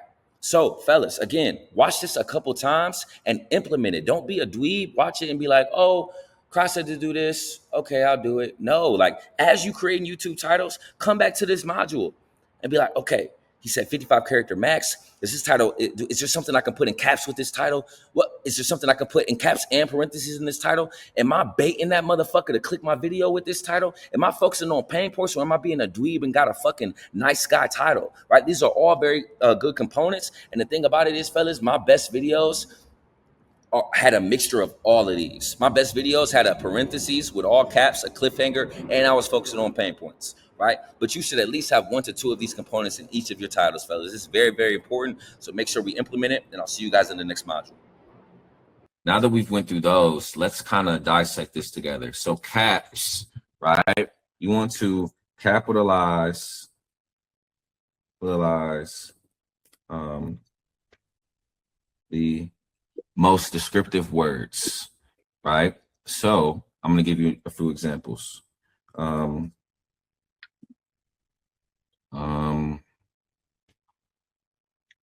Here's the brutal truth about dating in 2026, right? So in this, I would capitalize brutal. Brutal. Right? Next one, I would say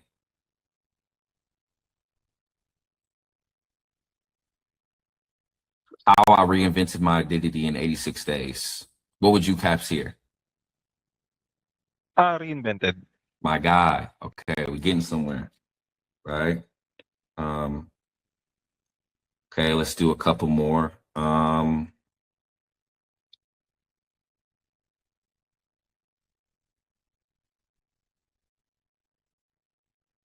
She broke my heart, parentheses, story time.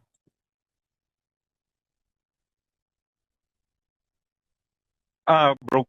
My guy! All right, let's do one more.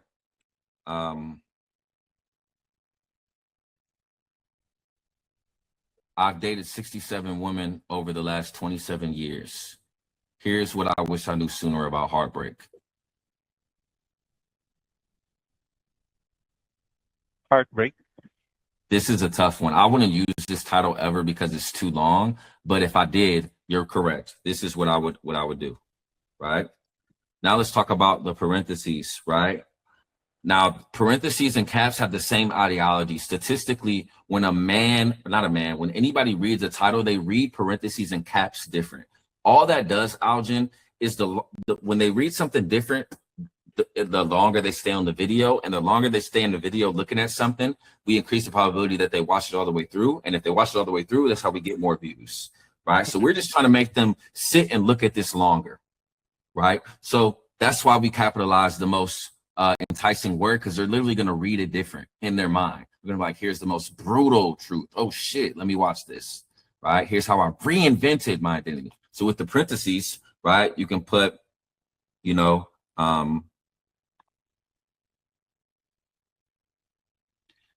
here's how I made 10K a month in 2025, right? And then I could put in parentheses, most men, or I could put 99% of men don't, right? So it's kind of just like a little mini edition. This one is probably the hardest one to grasp, right? So you could also say, I lost my job and my relationship. And then you could put parentheses, story time, like if I was telling a story, right? You could put, it's another example. Let me make sure I example these correctly and fix these. Okay, another example could be,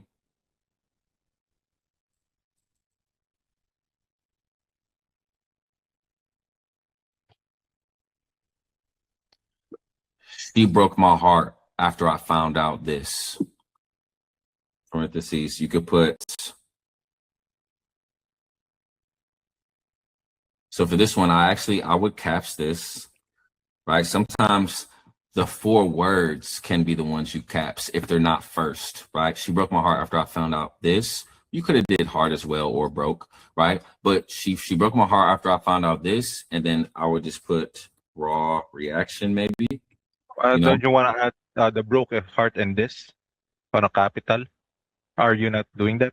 You could, yeah, absolutely, yep.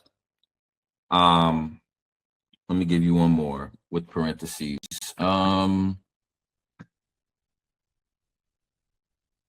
You could put, this is probably the hardest one.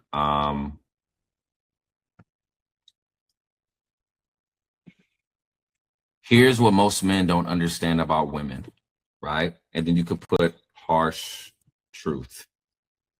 Boom, right?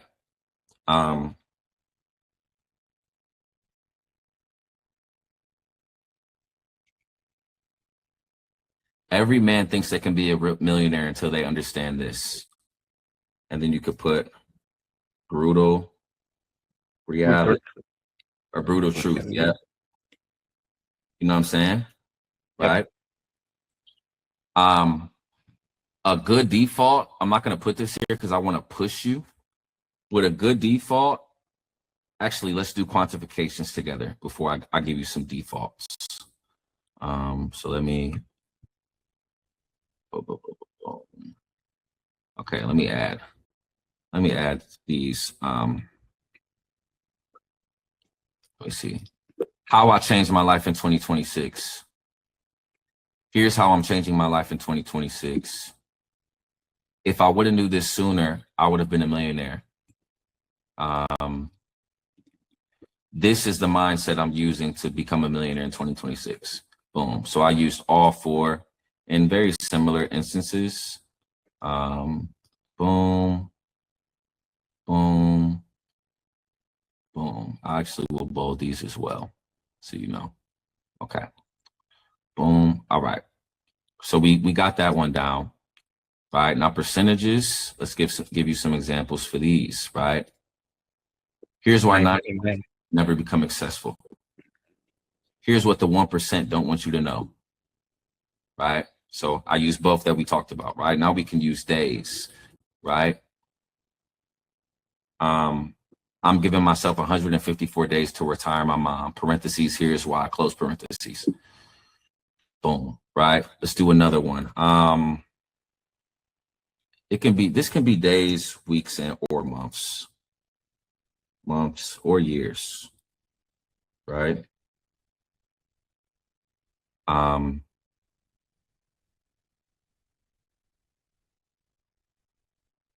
I went monk mode for 6 months. Open parentheses, here's what happened, close parentheses. Right? So I just quantified it, right? I didn't date for 27 weeks, parentheses, story time, close parentheses. Boom, right? So I'm just quantifying it, you know? Yes, sir. All in all, you should always 98% of the time have a cliffhanger, right? And I wouldn't even, we'll focus more on this on the next critique. I want you to have the cognitive thought like Crowd wants it to be more negative than positive with the call outs. But for now, I just want you to focus on these 4, right? So I want you to focus on the cliffhangers. That should be every single one should have a cliffhanger. And then they should at least have one more of these, whether it's the parentheses, the caps, or the quantification, right? Now, what I'm going to do, first of all, before I go any further, do you have any questions? Answer. Actually, I would like to review this as well. This call that we are doing. So far, everything has been explained perfectly. But if ever there is, I will ping you. Awesome. Okay. All right, fellas. So I'm going to walk you guys through 2 ways that you can create like a theme related thumbnail. So your thumbnails are pretty consistent throughout your page. And you can also just alternate back and forth with these 2 as well. So let me share my screen. Okay. So the first thing you're going to do is download GoDaddy Studio. That is the app that I use. It is free. If you're in the Elite 101, you know, I should have sent you this already. But if not, you just literally this app right here, GoDaddy Studio for Business. Boom. Right? Now, you guys should have already watched the thumbnail image enhancer. So you want to make sure for this first one that you use in enhanced image, right? So I just made a video, so I already have an image ready. So let me go back. So I open the app, right? I click this plus sign, boom, right? I go to image right here, boom, right? And then I'll find the image in my photos that I screenshotted from the video. I'm going to use this one, right? Boom. It's already in the dimension I want, but if you don't have the image already in the dimension, what you can do is just slide it over to the YouTube thumbnail one. It'll say thumbnail right here, and that's how you know it's the perfect dimension, right? So I'll click that, boom, right? Now, this is very simple, but I've seen this work for plenty of creators, right? I'm just gonna put, and if you're in the one-on-one, you know what I'm talking about. You don't want to put something that's in the title. You want to put something that is related to the title, right? But then you really could pick any one of these fonts at the bottom. Bison is my favorite. They do have some other cool ones. And then if you want, ooh, this is tough. This is tough. I've actually never seen this one. Okay, yeah, they got, yeah, this is very tough. They got different fonts. I would recommend, now that I'm looking at it, I like Horizon. It's going to depend on your theme. Me personally, guys, I like Horizon and Bison. Right. So for the sake of this example, we're going to use Horizon. Boom. And since the background of the actual image is white, I'm going to change this black. Right. Boom. I'll make it a little bigger. Boom. That's an easy thumbnail right there. That's it. Right. You don't have to overcomplicate it with thumbnails. But again, the name of your video would be like 5 secrets to creating an irresistible or something like that. And then you would add him right here. Right? Because it's related to your title, but it's not in the title, right? You don't want to put the same, what you can, right? Which is what I'm going to show you in the next example, but be creative with it, fellas. Like if you're talking about like 5 ways that I got over my porn addiction, right? Maybe this, instead of him, it would be addicted or it would be relapse, something like that, right? So this is one form of a title that you can do, right? Now the next one is really, really dope, right? So the next one, you're going to click the plus sign again, right? And you can either click black or white. For the sake of this one, let's go white, right? And then we're going to go with the YouTube thumbnail, right? Boom, right? Now I'm going to type him. One thing I like to do is I like to space it. So let me use a different word to actually show you guys. So for this one, I'm going to use aura, right? So the best way to do this is to double space it. So A space space, delete the period, space space, U space space. You got to delete the period every time. Space space. Holy fuck. R space space A, right? So I double spaced it. Boom, right? I really like that horizontal font, so I'm gonna stick with that one. Boom, horizon, right? So I change it to that, boom. Then I blow it up, basically as big as it can to fit the whole screen, right? Boom, right? Put it about right there, right? Now, I would go back to my photos, right? And then I want to find an image of myself. So let's use this one, right? Now, you guys can't see it. It's not going to let you see it, but all I do is this image of me, I'm just going to hold it down. And when you hold it down, it's going to give you an option to press copy, right? All I'm holding down is me, not anything over here, not anything over here. Hold down with your finger U, and then it should give you an option. It's going to say copy, add sticker, or share. Click copy. I don't know why it's not showing you guys on the screen, but you'll see it. Trust me. Click copy, right? After I click copy, I go back here, right? God damn, can I go back to it? Okay. Right, go back here, right? And then I click the screen, right? Click it, and then I click paste, right? Allow paste. Now I got this motherfucker like in the behind, in front of the word, right? Boom. Very easy way to do a thumbnail, right? Boom. So those are two theme thumbnails you could use. I would actually make this a little bit higher, maybe. Make this a little bit lower. Nah, this can be lower. Boom. There you got a thumbnail. That's hard, right? So then you got two themes right there. Obviously, you don't have to keep the color white, right? You can go here. Let me go back and show you guys, right? So I can click it, edit. I can go, goodness gracious, doggy. Edit, right? Now, at the bottom, why is it giving me so much trouble?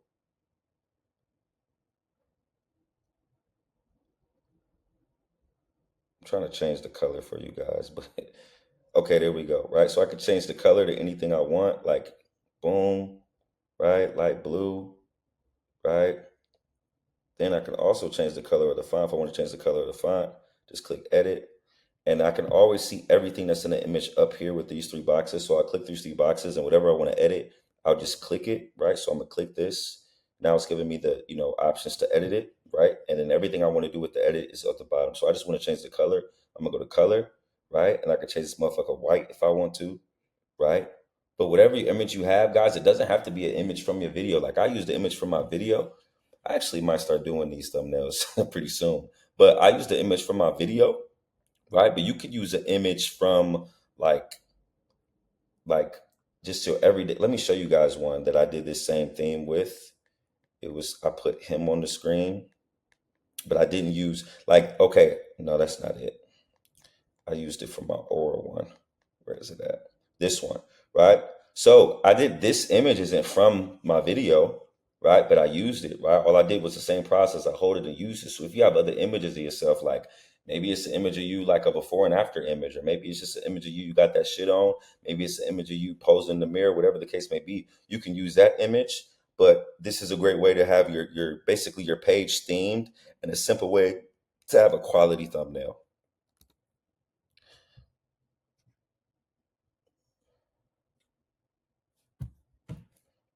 All right, fellas. So in the last module, I taught you guys how to make this style thumbnail, right? Like use the sticker, put it on a color background with the font in the back. Now I'm going to teach you guys how to make this style thumbnail. So the same concept, but instead of like a color background image, you're able to choose or use the image that you have in the actual, like picture from the video, right? So let me share my phone screen with you guys. This is my third time recording this, man. Hopefully it don't mess up this time. Devil trying to drift me, but I ain't going, right? Okay, so first thing we're going to do, obviously we're going to pick the image, right? So this should be a screenshotted image from your YouTube video, right? That's the image I chose, right? So we're going to go to the Studio app. Boom. Click add at the bottom. Let me go back, start, show you guys. Right, this little plus sign at the bottom, Studio GoDaddy Studio app, click the plus sign, boom, right, go to image, right, add that image, boom, right. Now we're going to go to text at the bottom, right, click text, right, and I'm going to just use Pain for the sake of this example, boom, Pain. My favorite font is Horizon, so I'm going to change it to Horizon at the bottom, boom, and we want the font to be as big as we can on the screen, right? So I'm just gonna make it a little bigger. One thing that I like to do is with this little white thing right here, just move it over to the side, like slide it, and then it will allow you to make it bigger. Boom, to fit the whole screen. You always want it to fit the whole screen. That's a little bit too big. Okay, boom, right? Now, one thing that I like to do, fellas, once you got the font selected, right? Hold on. Once you got the font selected, you can change the color of it, right? So one thing that I like to do is go to color, right? And of course you could change it to like a color on here, but I like to use, so it's more aesthetically pleasing, colors from the image, right? So in the real thumbnail, when I made this blue, right? So when you click this little teardrop over here, you can pick different colors in the image. So I'm going to change this color to orange for the sake of this example, the color of the pillow. Boom. Okay, that's done. Now I'm going to go back to this image, go back to the photo and do the same technique. Hold this sticker down and press copy, right? Boom. Then I'm going to go to the image again, right? Click somewhere in the image, paste it, right? Allow. Boom. So now I got like this little sticker image. Then I'm just going to put the sticker, right, on top, make it fit perfect on top of the image, right? So now it's like Pain is behind me, fellas. So that's a simple way to make this style thumbnail. This is one of my favorite style thumbnails, and I recommend you guys implement it if you haven't already. All right, fellas. So I think this will be helpful to see with scripting out vids. So I'm gonna walk you guys through how I would script out a vid, like live, raw, unedited. So I did a video called My Mindset Shifted Once I Mastered X, Y, and Z. And I talked about all the emotions that I had to master to be the man that I wanted to be. So basically, similar to what I did with the drifter, non-drifter, massive action, normal mindset action, like the 3-day masterclass. That's what I'm going to do for these emotions. So it's going to be like a 6-day masterclass. So each emotion is going to have its own day. So I'm going to start with lust. And basically, I'm just gonna go way more in depth on these one topics in one video versus the main video. I was just a little bit about all 6. So with lust, I know that I want to talk about porn again. But since I just talked about porn, I'm gonna make that my last point. I literally just made a video on porn, but I also want to talk about chasing women. I want to talk about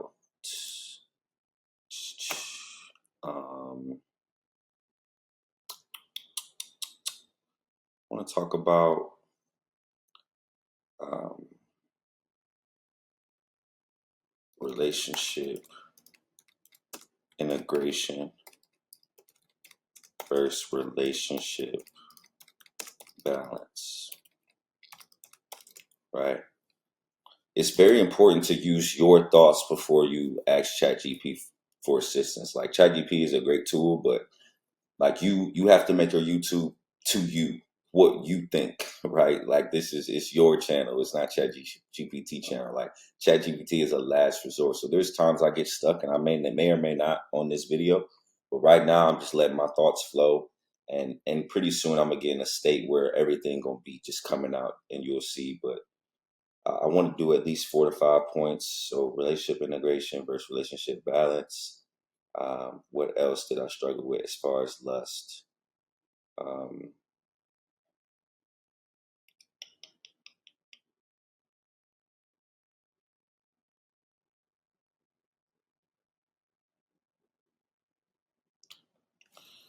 I would say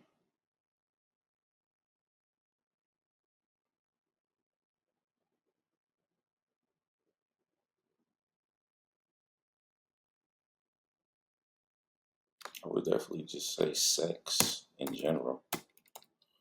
Sex. I need one more.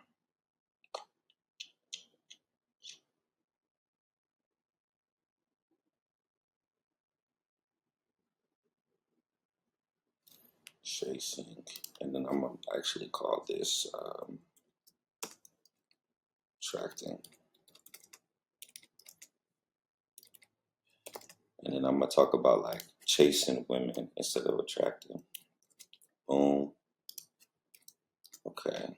What other issues did Cry deal with in regards to lust on his way to being a 1% man?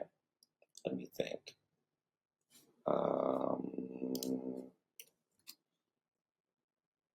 Okay, this is actually great. So when you get stuck, just start on the points that you got, right? So these is the points I got.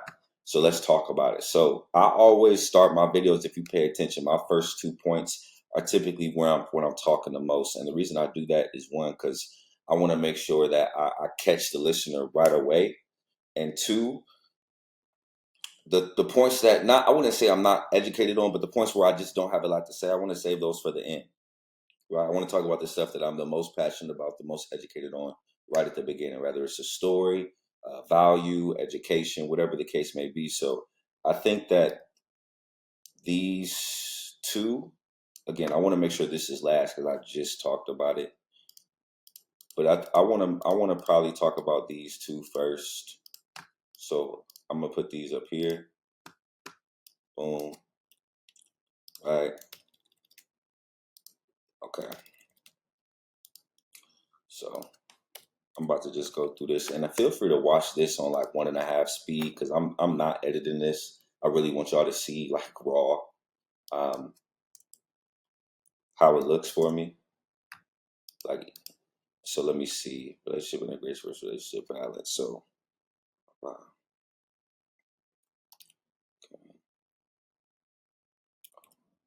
Trying to put my purpose around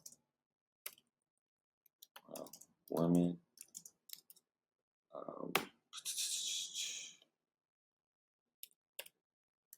Instead of women around my purpose. I thought I had to balance my work with women, or they would. No, I had to balance my work with women instead of integrating women with my work. Boom. I don't know, say the woman. I thought I had to balance my work with women instead of integrating women with my work. I used to think they would not like me if I didn't spend X amount of time with them. I had a scarcity mindset. I did not know how to say no and prioritize my time. A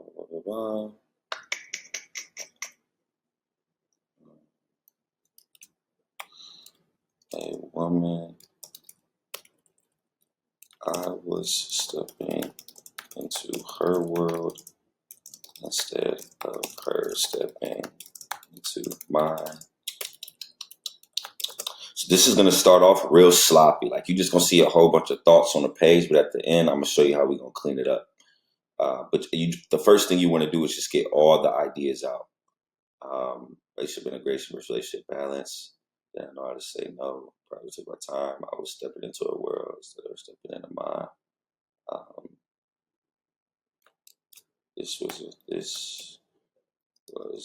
is one of my biggest regrets. And I'm going to talk about stories are so important in videos. Like, I would say out of everything, guys, like value, entertainment, because I mix in all of that in my videos. I give you guys value. I'm entertaining at times. Like, I say funny shit at times, but it be on topic. I would say stories is probably the most important thing, bro. Like, people love stories. If you can tell a story that's related to your topic, that is a major gem. Like, people love that. So I am going to tell a story about, I got so many when it comes to this. I'm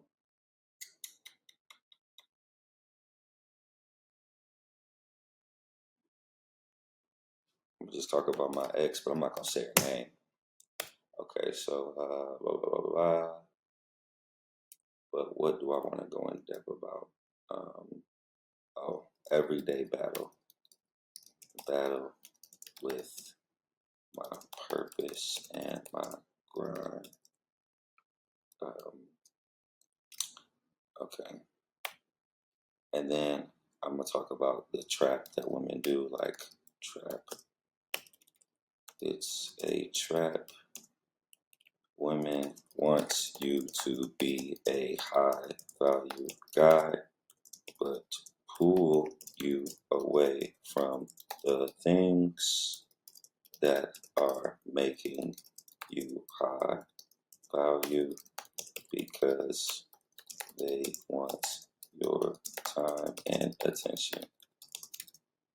I now know if a woman cannot integrate with my system, it will never work. She is stepping into my world. Bye-bye.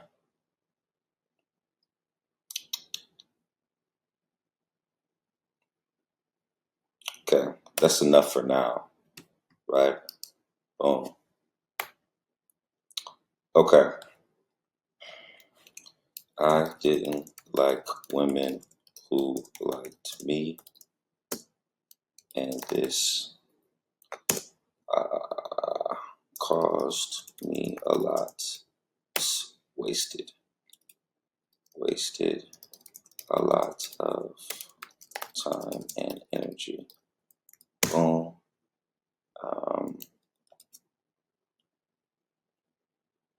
And like women like I was so focused on chasing 9s and 10s instead of maximizing myself, and the 9s and 10s never saw me attractive. If I would have spent the time I did chasing them, working on my purpose, I would have been a lot farther ahead. Boom.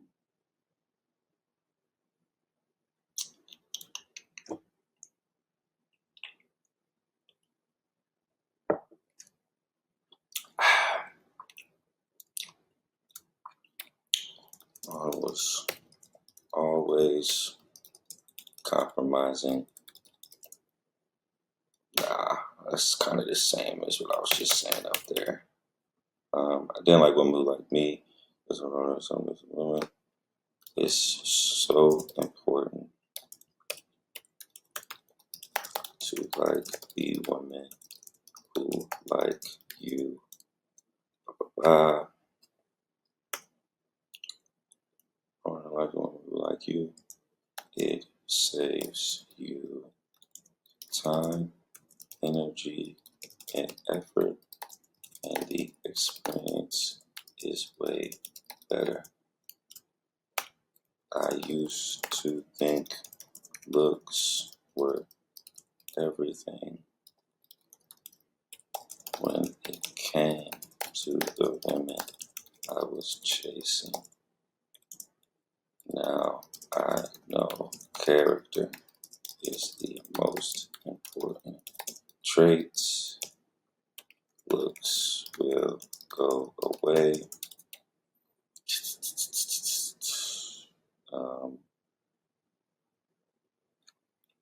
The more I improve myself as a man, the more and higher quality options I will have. It all starts with me. I no longer chase. Blah, blah, blah, blah, blah.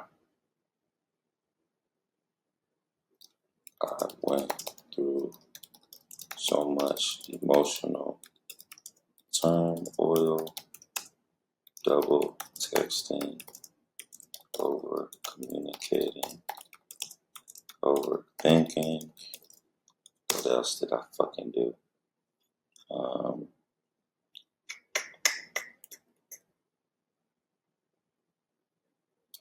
Due to how the women I was chasing were treating me. It scarred me for life. Definitely made me a stronger man. But when I look back at all the time wasted, I could have been much farther. Okay, this is decent, but we're gonna go back and add some more. Boom, sex.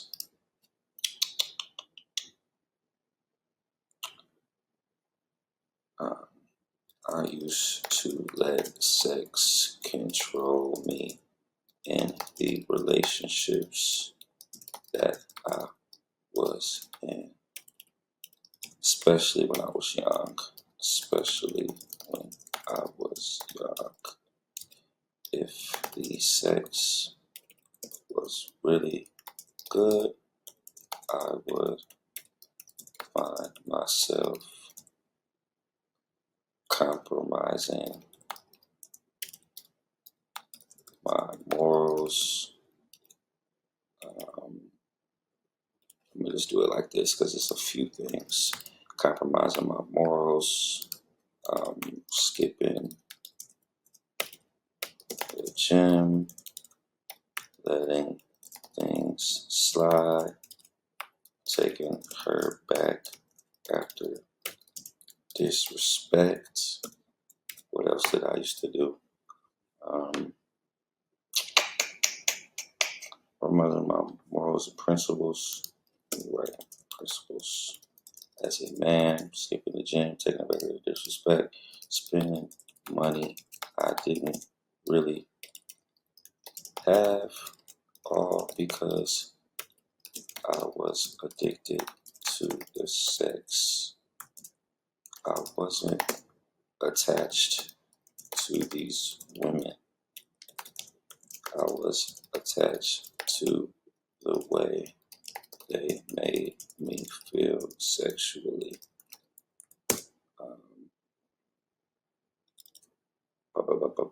Damn, I just had a good idea. It just slipped my fucking head. All because I just said something was attracted to this woman. I was attached to the way they made me feel sexually. There we go. Once this sex was stripped away, 9 times out of 10, I didn't even like these women. So not only was sex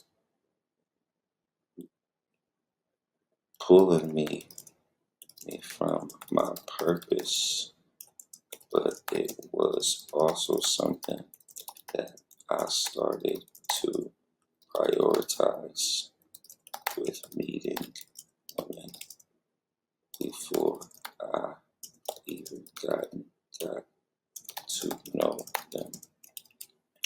Okay. Sex is cool. shouldn't be the number one priority in a intersexual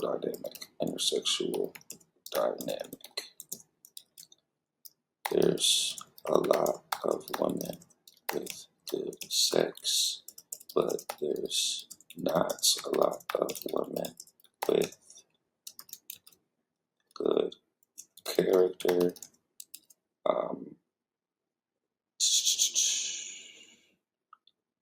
Come from a good family, God-fearing,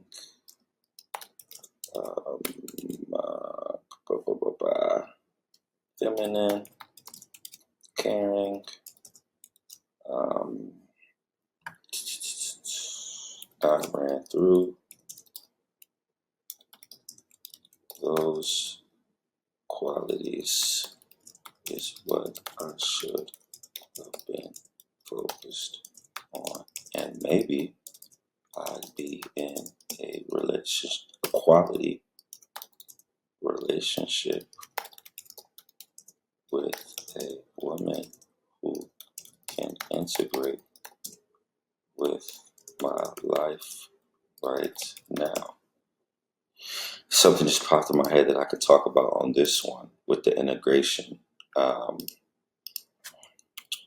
Same way we schedule times to go to the gym and do my deep work, we schedule time with women. And then Alex, you probably watching this because we doing YouTube, but I'm going to talk about you because I know in our meeting we talked about how can I talk to my girl? When should I talk to my girl? So I'm not going to say your name, but I am going to talk about that story of how we said, hey, like on the way home is a perfect time to talk to her. Boom. Okay. All right. This is solid. I think I always know how long videos is based off the information that I got. So right now, this video, if I just did these 3 points, this will be about 15 minutes. I want to get this to about 25 to 30 minutes. So I'm going to either need one more point outside of porn, or I'm going to need to add to these. But let's go ahead and dive into porn. So, of course, I'm going to start it off. I just spoke on this yesterday, but I need to speak on it again because it was holding me back and it's also holding a lot of men back. Okay, so I'm going to definitely start with the stories again. So I'm going to start with starting and stopping. I'm going to start with I want to tell some different stories than I did yesterday.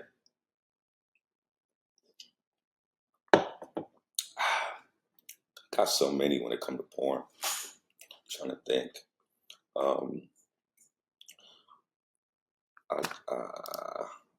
What the fuck? I spoke about this yesterday. All right. Starting and stopping. Shit. 4 times a day.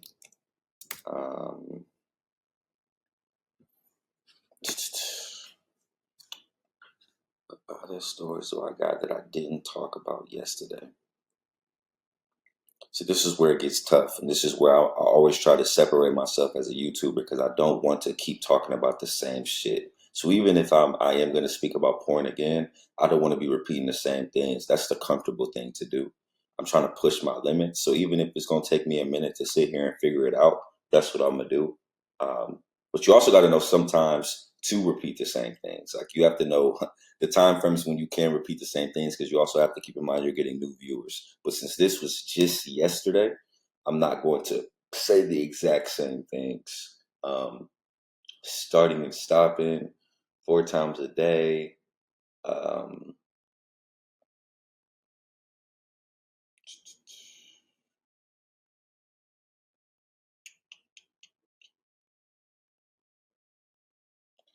think that's I know how to finesse it to where I'm talking about these two for a long time.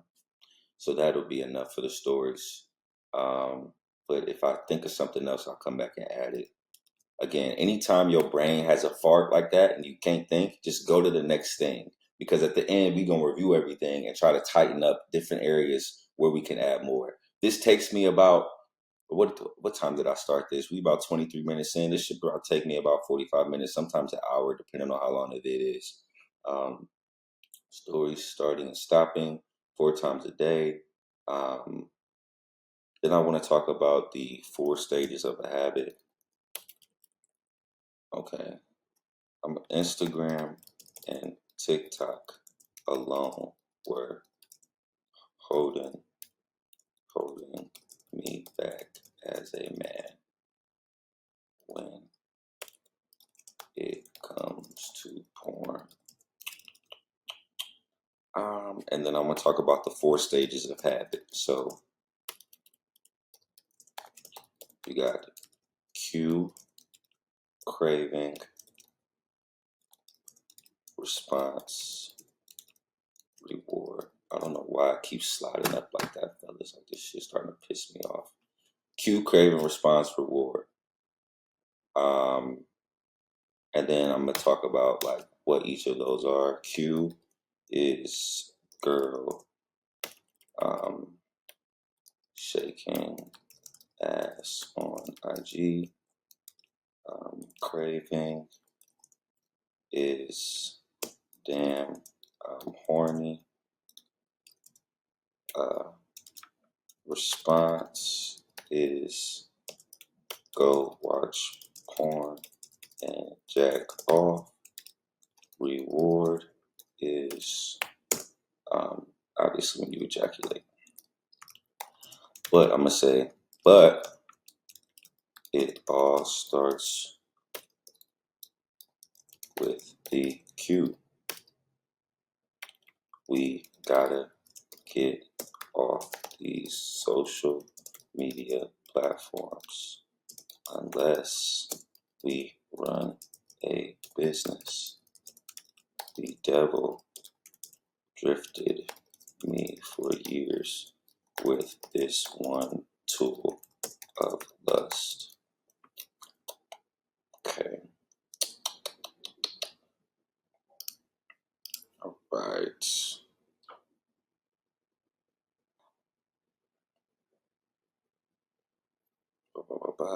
Okay, so now I'm going to show you guys how I would implement ChatGPT, right? So the first thing I'm going to do is the prompt I used is clean this up, but do not change any of my verbiage, right? Boom.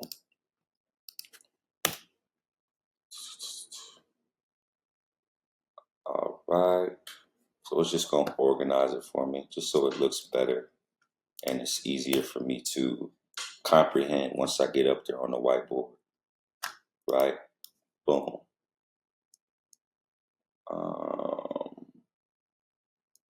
Okay. And I'm also going to add, because I think I could add a lot more, but for the sake of this video, I just wanted to show y'all real quick. Boom. Okay. So let me fix this up a little bit.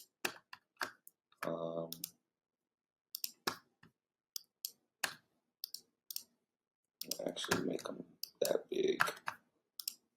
Boom.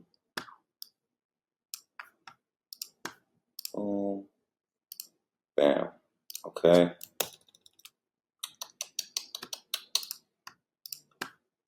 All right. So, okay. I literally talk to ChatGPT how I would talk to myself, like how I talk to my nigga. So I'm gonna say, I am creating a video on lust and how it held me back as a man. That's what I have so far. Please provide. I usually like to do 3 to 5 because I only typically like 1 to 2 of what they say. Let's actually do 5 to 8 headlines. I can talk about that other men may be dealing with.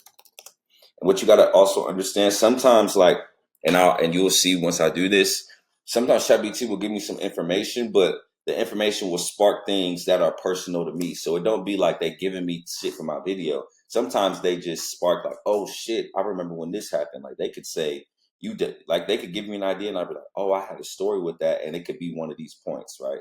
So that's another way we can use ChatGPT as well. But I'm creating a video on lesson and help you back is, man, this is what I have so far. Please provide 5-day headlines I could talk about that other men might be dealing with as well.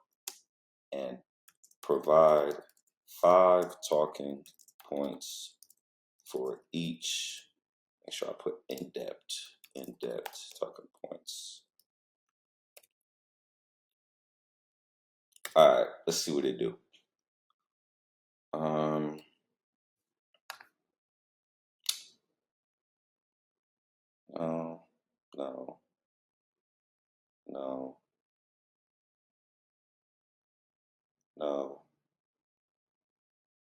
No. Like, yeah, sometimes it just gives bullshit. Like, I'm not going to talk about any of this. Obviously, it did that.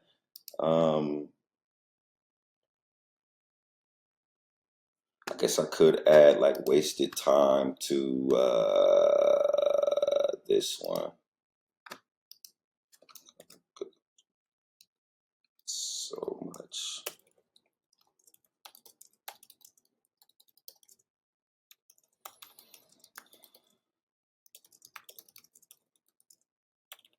I now spend that time dedicated to my purpose, and I have saw tremendous growth in my life. Boom. Okay.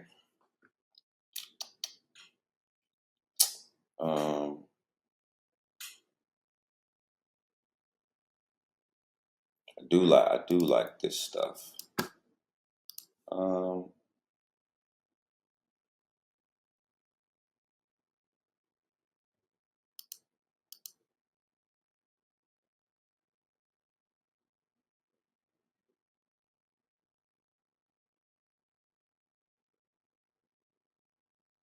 I said that right here though, so I can just add instead of an abundance mindset. Yeah. So you can see, like, I don't copy and paste like in my video, but sometimes ChatGPT can spark ideas that connect with my personal life. Um,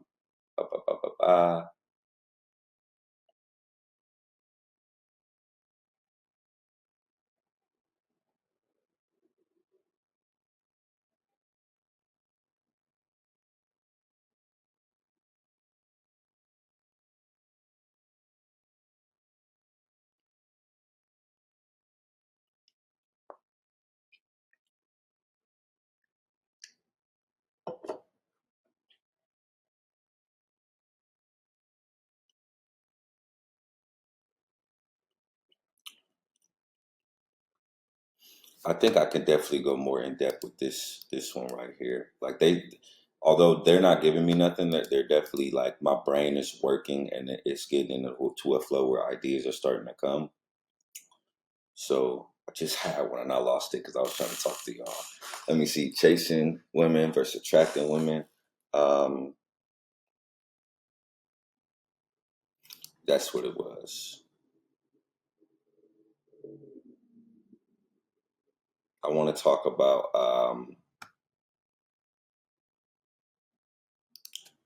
I had female friends, fellas, that would like show me their DMs of like all the men like chasing them.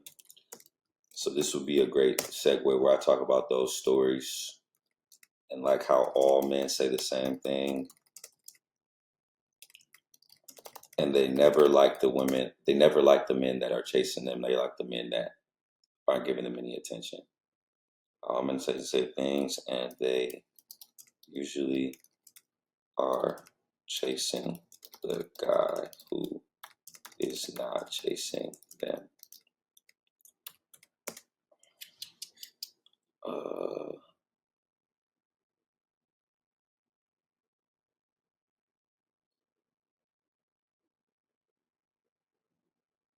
Yep. Okay, that's gonna be a good segue for a story. Again, stories is so important, fellas. Really, man. Ideally, 1% cry. I would love to have a story for all four of these points. So I'm gonna have to go back in and try to do that. I got a story for this. I got a story for this.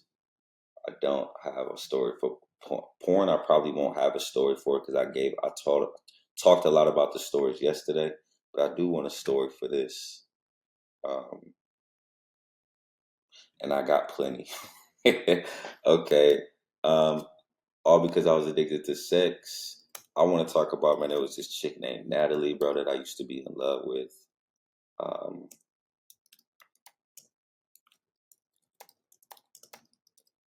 And like she had the best head ever, fellas. Like,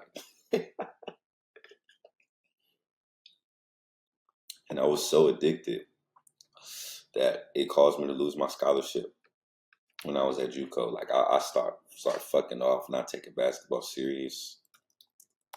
So I definitely want to talk about that because I ended up having to transfer schools because they didn't want to extend my scholarship. Because in JUCO, you go for 2 years. I went for 1. They was like, yo, we don't want to give you a second year, my nigga. And that it's crazy because they knew I was in love. Like, they knew I was obsessed with this chick. They would see me on, you know what? I got to talk about coaches would see me on campus. They would see me on campus with the chick instead of being in the gym. Like, I was young and dumb, man. Chick. Yeah, that's a good story.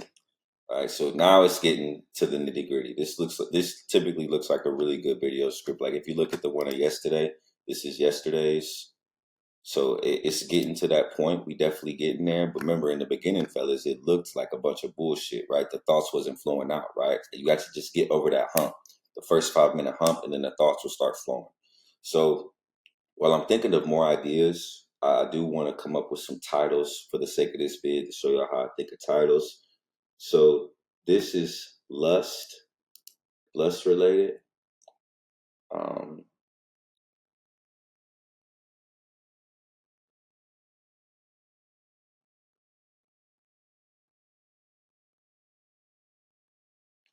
Let me see.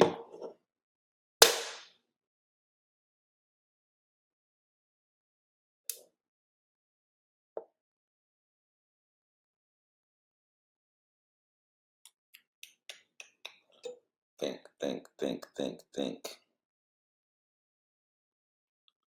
So it's definitely going to be lust related.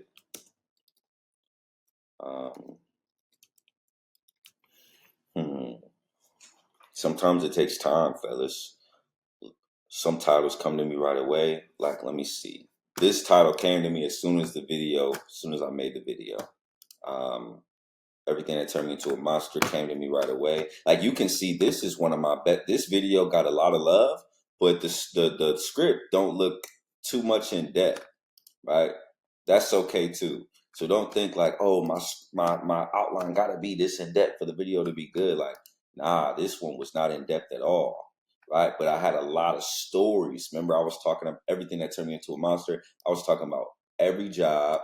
I was talking about every woman, right? So it was the stories, bro. The stories is so key, man.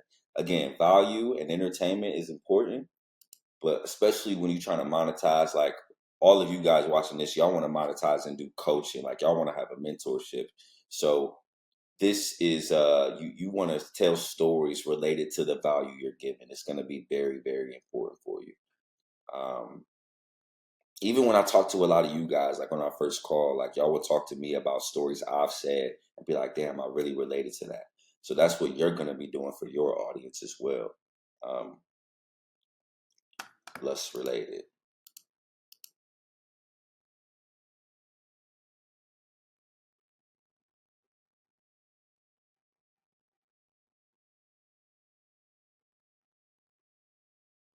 I can't think of nothing right now. I'm going to be honest with y'all, fellas. Sometimes the video topics come to me after the vid. Like, once I'm up there on the board and I'm talking. But even then, I need something, because when I start my vids, I say Today we got a great one, guys. I'm gonna share with you blah blah blah blah blah. So I need to have something right now.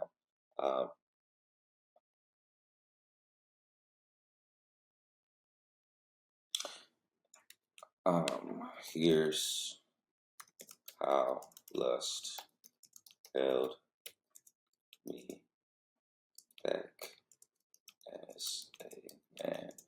This is okay. Don't really like this one. It's just corny to me. It's not corny, but it's not like boom. All right, but this is like a good baseline. Let me look at my old titles. Sometimes like just like the formation of my old titles like sparks ideas.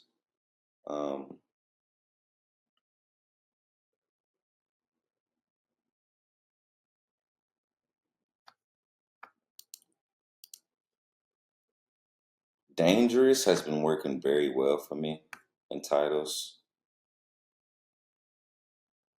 So I'm not going to use ways, but I can do like for dangerous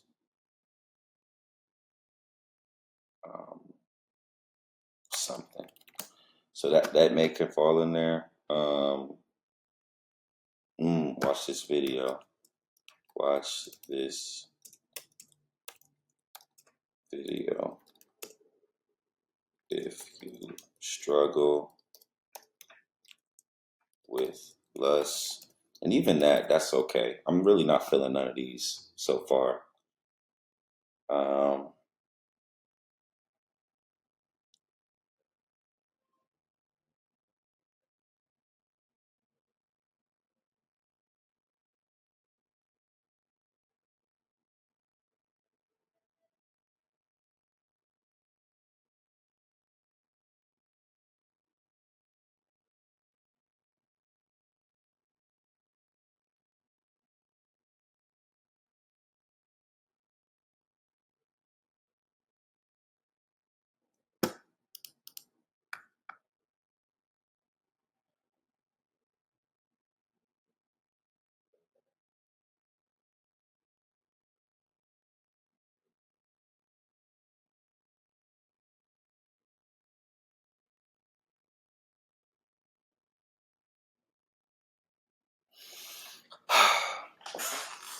Okay, so I think when I start the video, I'm gonna say, you know what?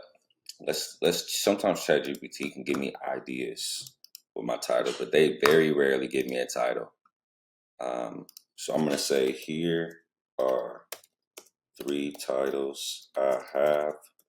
Please give me viral worthy options, but do not be corny and keep under 50 characters. Remember, 50 characters is the magic number.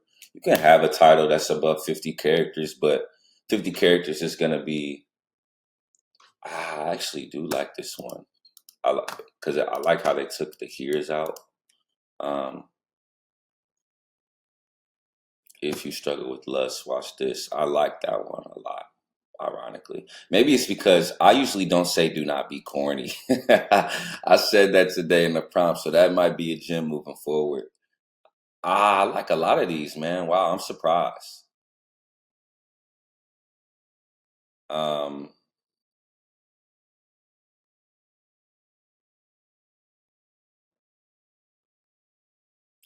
I like this one, but I just said ruined.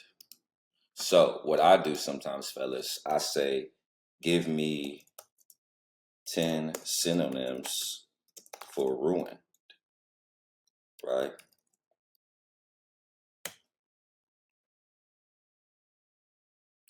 Lust almost destroyed my life. Ooh, I like destroyed. Here's how lust.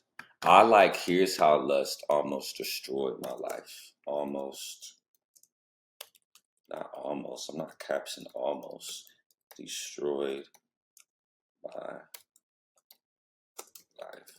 Okay, so as you can see, fellas, I didn't take none of these titles, but they sparked ideas and I combined it with what I already had. So I think I had before, let me see what I had. I had here's how lust held me back as a man, right? But they gave me the idea to use destroyed, right? Or ruined. And then I was like, okay, I liked ruin, but I just used ruin with my last vid. What's a synonym with ruin, right? So I go really, really intact. Sometimes it's just words that I need synonyms for, right? That's something you got to think about as well. Like sometimes ChatGPT will give you a great title, but it's like, I can replace that word with something, right? So I really like here's how lust almost destroyed my life. I might even take out the almost, right? Because I feel like the almost is like, okay, like people read the title like, okay, nigga, it almost did. It didn't destroy your life, right? Rather than they see, here's how lust destroyed my life. They're like, oh shit, so it did destroy your life, right? Here's how lust destroyed my life. Okay, so when I start the vid, I'm going to say, today I'm going to share with you guys how lust destroyed my life. Or I can say I'm going to just say, today we're going to talk about how lust destroyed my life. Yeah, that's what I'm going to say.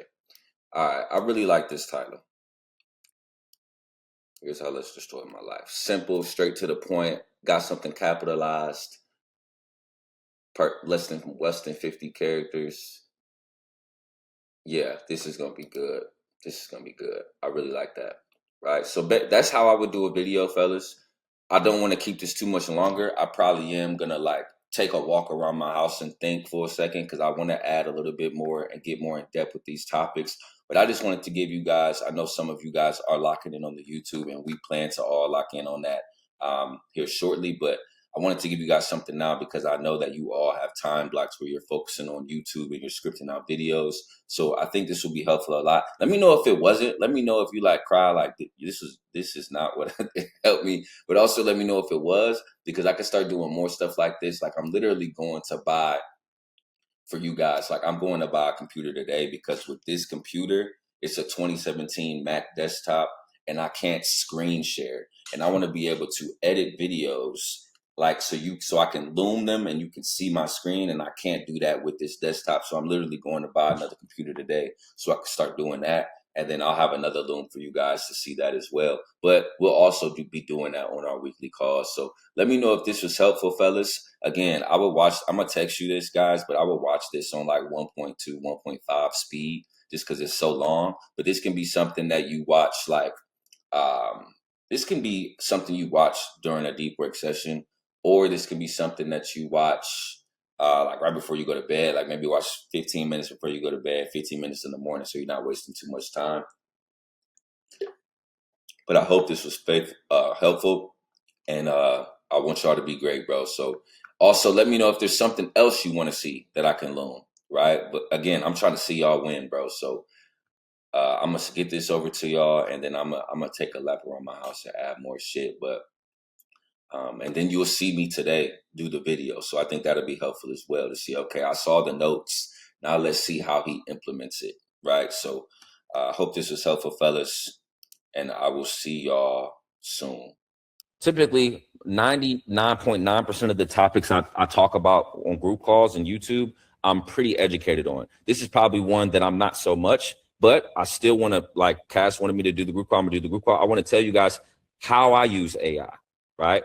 Now, the firstly, some of you guys said is ChatGPT, right? What does Cry use ChatGPT for?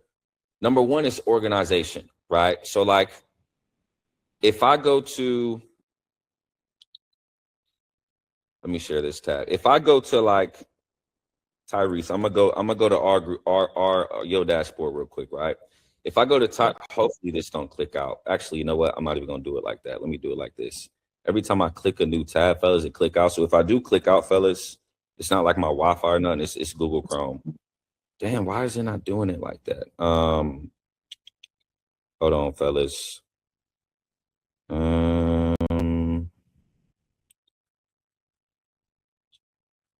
Okay, it might click out. I might have to do it like this. Actually, no, I don't. Boom. Okay. All right. So me and Tyrese were scripting out a vid, right, yesterday, right? And if I go to the scripting session, I'm just going to take a portion of it, right? Boom, right? Something very simple, but something I use ChatGPT for, right? If I go to ChatGPT, all I would say is organize this, keep the verbiage the same, but fix any grammar and make it look aesthetically pleasing. Boom, right? Then I would paste it in there, and it's just gonna make it look more nice and neat. Boom, easy for me to read. I do this every time I script a YouTube video. I then would copy that, right? Go back to the scripting session, delete it, Command V. Did it paste? Hold on, it didn't paste, fellas. Give me 1 second. Copy. Okay, Command V. Boom, it's right there. Right, so that's the first thing that I use it for. The second thing I use it for, fellas, is to get quick science-backed data for content. Now, you can also use Claude for this. I like to use ChatGPT, right? So when you guys see me in my vids and I'm like, hey, Siri, blah, blah, blah, blah, blah, blah, right? This is how I'm doing that, right? So I'll say something along the lines of, give me a one-line, concise, factual data point with quantitative data that supports the amount of time that men spend on social media on a day-to-day basis. Boom, I'll put something like that, right? And then what it will do is it will give me that. And that's where I'm getting the information. I'm actually not using Siri, I'm using ChatGPT, right? But that I would use ChatGPT for that as well, right? And if for my guys that are doing content, if you're in a scripting session and your script is done, you can paste your script in ChatGPT and say something along the lines of a prompt like this and say, give me one of these for each value point. And that's just going to give you all the authority, because when you're telling the story connected to that value point, and then you get into the end of it, you can always throw out that fact and it'll give you all the authority to bring out that emotion depending on what you're doing, whether it's called content creation or whether you're influencer or whatever the case may be, right? So that's another way that I use it, right? Another way that I use it, fellas, is building out prompts for other AI platforms, right? So I use Claude for this as well. And ironically, these are ranked in order from my least favorite to favorite. ChatGPT is my least favorite, but I still use it, right? So like if I want to get a prompt for other platforms, right, which I'll talk about later on in this call, but AI is only as smart as you, right? You don't need to figure out what are the best AI platforms. You need to figure out what are the best prompts that will give you what you need, right? So if I wanted to make the aesthetic of this group call better, right, what I could do is I could go to ChatGPT and I could say, give me a prompt that I can give Notion AI that will allow my group call script to look a lot more aesthetically pleasing, colorful, and enticing to my audience. Boom, right? I then will click enter. AI is then going to give me a prompt, right? And what I'm going to do with this prompt, I don't know why it's doing all that. Okay, whatever. Boom. What I'm going to do with that prompt, I'm going to copy it, right? Then I'm going to go back to Notion, right? And then what I'm going to do, fellas, right? And this will bring me to I'll talk about this platform first instead of Grok. What I would do is I would click this button here, Notion AI. This is another way I use Notion. And I would paste that prompt. Boom. Now, what that prompt is going to do, fellas, in real time is it's going to change what this page looks like. So I want you guys to look at the page, right? You guys can see it, right? It's now going to change it based on that prompt that I gave it, right? I'm curious if I like it, because I typically don't do that specific prompt, but let's see. So right now it's just exploring. That means it's loading. My apologies for the wait. It shouldn't take that long. Let's see.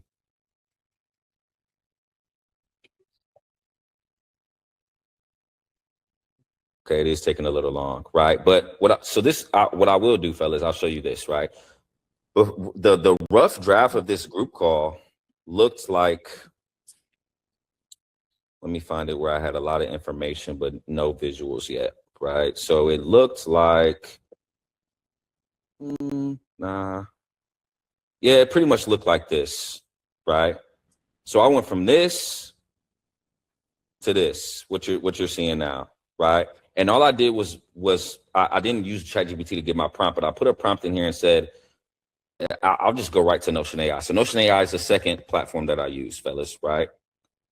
I'll come back to Grok. I use Notion AI, right? And one of the main uses I use for Notion AI is to build out client dashboards, client resources, and like these group calls that you're seeing, right? So this right here is my best friend for making the shit that I present to y'all look fancy and cool, right? So what I would do, right, is for it to go from,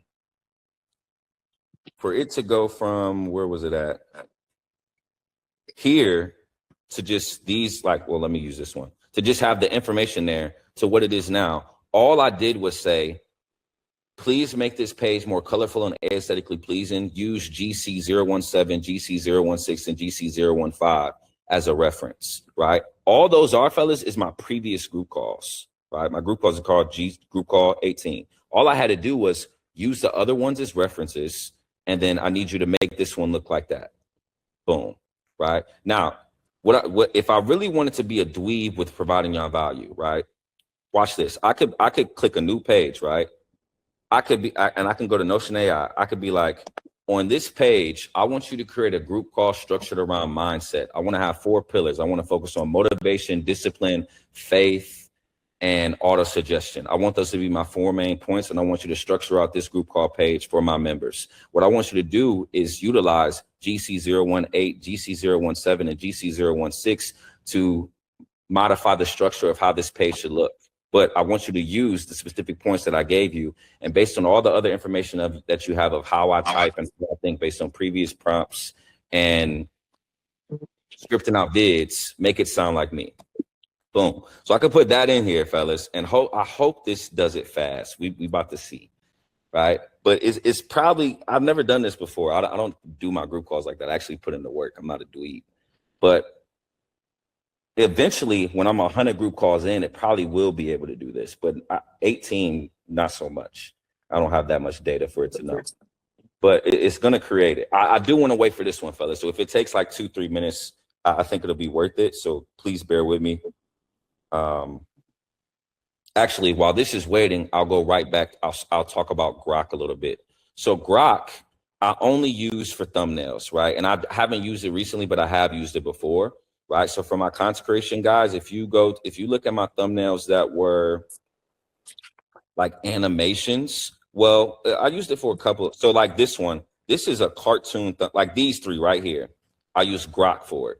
Right. So I created the real thumbnail, but then I put it at the picture in the Grok and I said, make this like animated, like a cartoon. And it did it.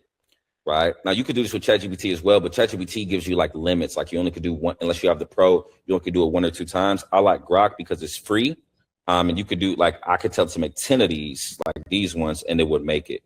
Right now, let's go back to what it did. Right.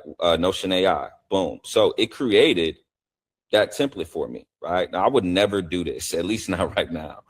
Right. But I want you to just get creative and think like, damn, I could do that for a YouTube script. I could do that for a short form script. I could do that for a presentation I got at work, whatever the case may be, right? But as you can see, it damn near created a very similar, not actually, it's not similar at all, but the aesthetic is there. The main points is there. I didn't read it too much, but it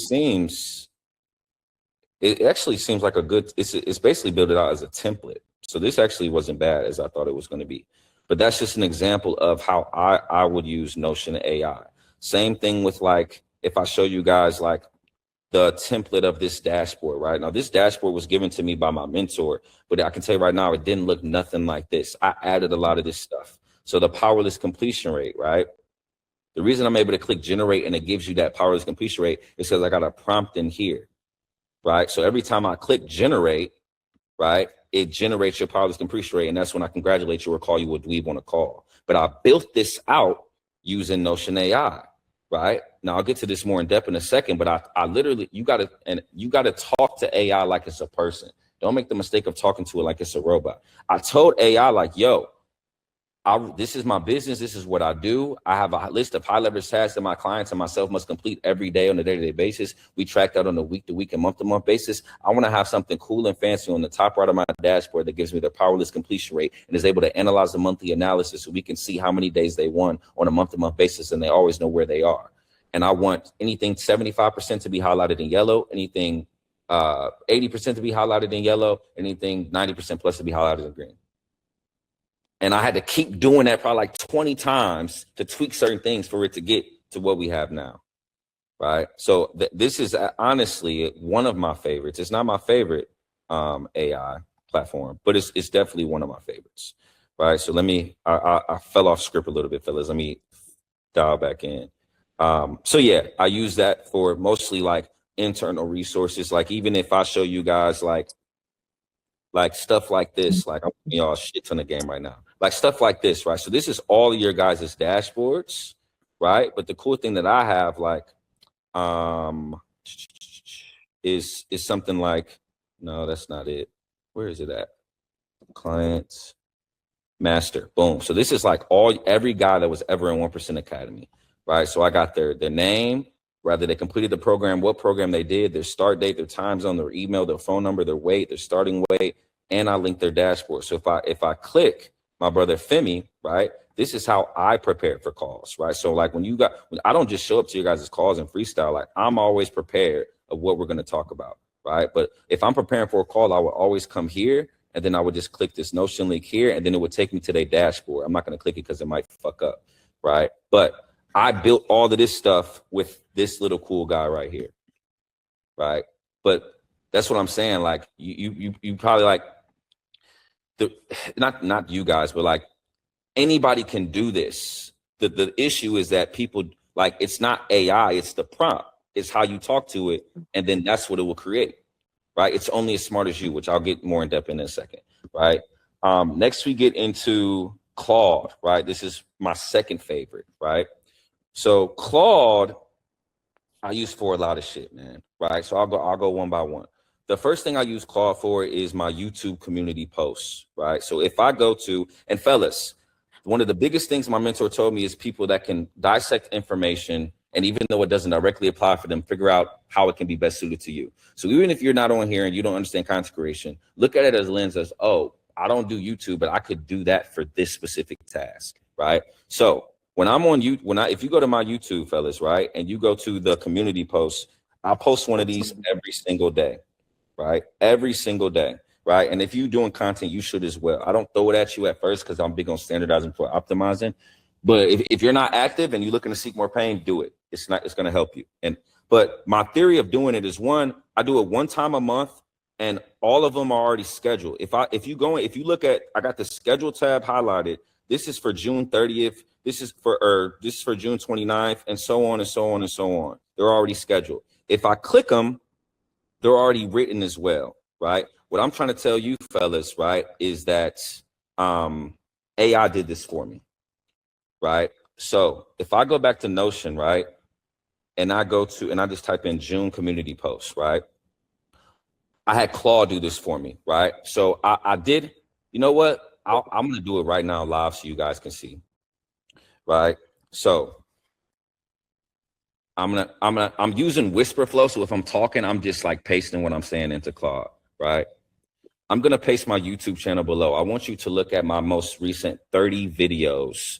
And then I want you to create community posts for each one of the videos. I want you to remember our previous conversations, but I'm going to remind you a little bit. I want the first line for each of this community posts to be an emotional, pain point oriented, quantified sentence. And then I want the last line to be a call to action that would directly point them to watch the YouTube video. Keep it concise, 5 lines max, and make sure it sounds like me based on all the information you have of how I write, how I speak, how I script videos, even how I talk to you. Right, boom. So I just put that there. Right now, I'm gonna paste my YouTube channel here. Let me go back here. I want you guys to see me do this in real time. All right, boom, edit. Well, actually, let me go to my videos and edit that and paste that link. Boom, edit, copy, come back here, and I'm gonna paste it. Right. And first, and I want to also say, and I want you to do this in a Notion page. Right, boom, right? So Claude has permissions to my Notion and like Google Calendar and all of that. So it can create pages for me, right? So all I did was put this prompt in, fellas, right?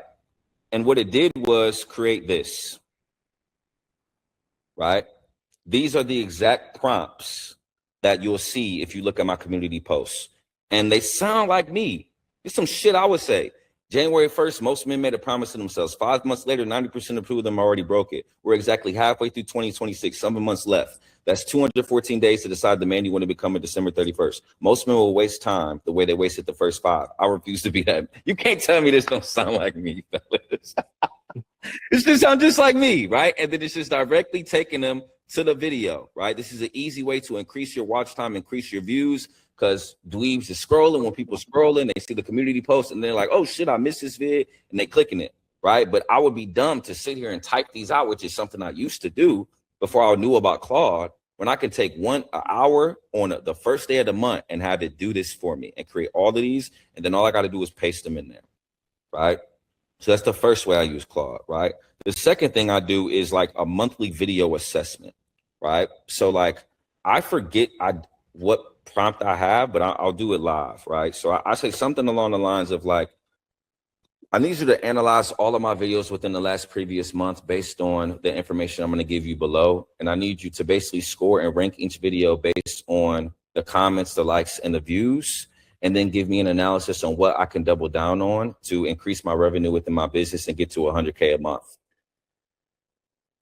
Right? So I would do something like that, but I'll actually take it a step further. What I say is like, I'll say like, hold on, fuck. I'll say, hold on, I'm just going to add it to this prompt. I also want you to look at the videos I posted in August of 2025 and December of 2025, because those are my second and third months of business. I want you to compile all this information with last month, August, and December of 2025, and then give me the analysis that I'm asking you to give me for what I should double down on in June. Right. Let's see what it does. I think it already has my YouTube link. Nah, it's asking for it. Okay, so let me go back here and copy the YouTube link, and then let me paste it. Boom.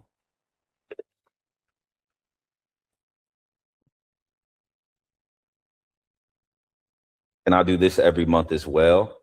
So like when I like build out my whiteboard in the beginning of the month of the videos I'm gonna do, it's always like with this data, fellas. So like I know you guys support me, but you guys don't look as in depth as I do. But if you were to go on my YouTube, I'll kind of go right now while it's doing this, right? If I go on my YouTube, I made this video. I'm make 30K a month and I'm Jack His every book that got me here. As you can see, it's doing extremely well, right? So I was like, okay, well, I've done tons of book videos, but this is the first time I've done I'll make 30K a month and I'm jacked in the title. Was that the reason why I did well? Right. So I started talking to Claude and it was like, yeah, it could be. So as you can see right here, I make 30K a month and I'm jacked. Here's every sacrifice that got me here. And I'm going to do another one. I make 30K a month and I'm jacked. Here's how I got revenge on everybody that did me dirty. It's going to be like a revenge video. Stay tuned. It's going to be a banger. But I got that idea from Claude, right? Claude also told me, yo, Cry, you have to continue doing these 100K a month vlogs. They always perform well. As you can see, they do, right? Even to the point of like, hold on, I want to come back here to see if it did it. I've got everything I need. Here's the full breakdown. Okay, cool. Let's see what it did, fellas. All right. And hopefully, if I'm not a dweeb, you'll see that I've already been doubling down on a lot of the stuff that it's telling me, right? Okay, number one, like I just said. Number two, like I just said, I was right, right? Now, see, this is where it gets tricky. What it did, fellas, is it did it for all my videos because I wasn't specific enough. I only wanted it to do it for the long form vids, not short form. Some of these I can know by looking at the title are short form vids. So I would say, I want you to redo this quickly, but focus on the long form and not the short form. Boom. Right. And then I don't know why, or it's still giving me data. Oh, but it's telling me the stuff to double down on here. Right. Now, I'm being like very, very general based because it's a group call, but I go super duper duper in depth when I'm talking back and forth with this, doing this specifically, right? But I just wanted to give you a brief overview of how I use that in that regard, right? The next thing I want to show you is Miro board creations, right? So if you go to the school community, fellas, right? These 3 modules are new, right? I did all of these this week. Obviously, I compiled them into a YouTube video, but I know nobody's going to watch it. But this one is, I created all these like with the Miro board that you'll see here. So like, if I go to Miro, actually, I'll show you a better example, right? So like, if I'm on Miro and I'm creating these Miro board presentations that you guys see me do for the modules and some videos, I want to show you guys a video though, right? So like this looks maxing one, right? Chat, like Claude created this for me. I didn't do shit. Right. So like I went to Claude, right? And let me pivot a little bit, right?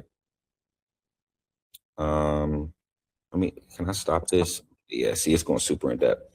Okay, I want to pivot a little bit. I want you to create a Miro board of the tier list like you've done previously with my looks maxing vids, but instead I want you to do it for men's biggest distractions, right? So the things that I want to drag, I want to do weed, alcohol, porn, social media, video games, and women.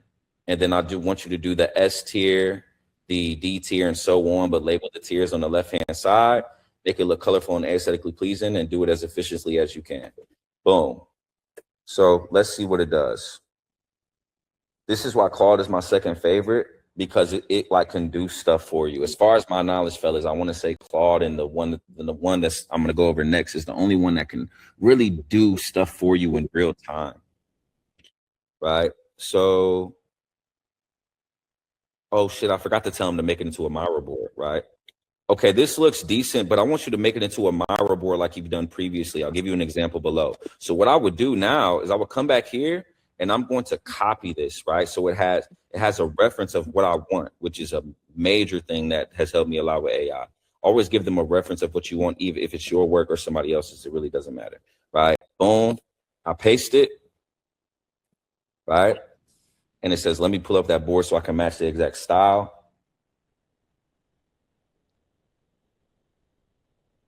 And this is like, for my guys that's doing content creation, obviously, you guys probably got like your mains, like I'll use you, Kevin, for an example, if you're still on here. I've been seeing you do like your shirt off vids and you in a decent environment. This is an easy way for you to diversify like your content style, right? So like this, like if you see me, I got my whiteboards, I got my walk-in talks, I got my vlogs, but I also got stuff like this where like I'm presenting something on the screen and like the viewer can see me as well. When I'm doing that, I don't really spend that much time on it. Like I just have them do it for me. So like when y'all saw me do like the looks maxing vid tier list, I think I did one more tier list.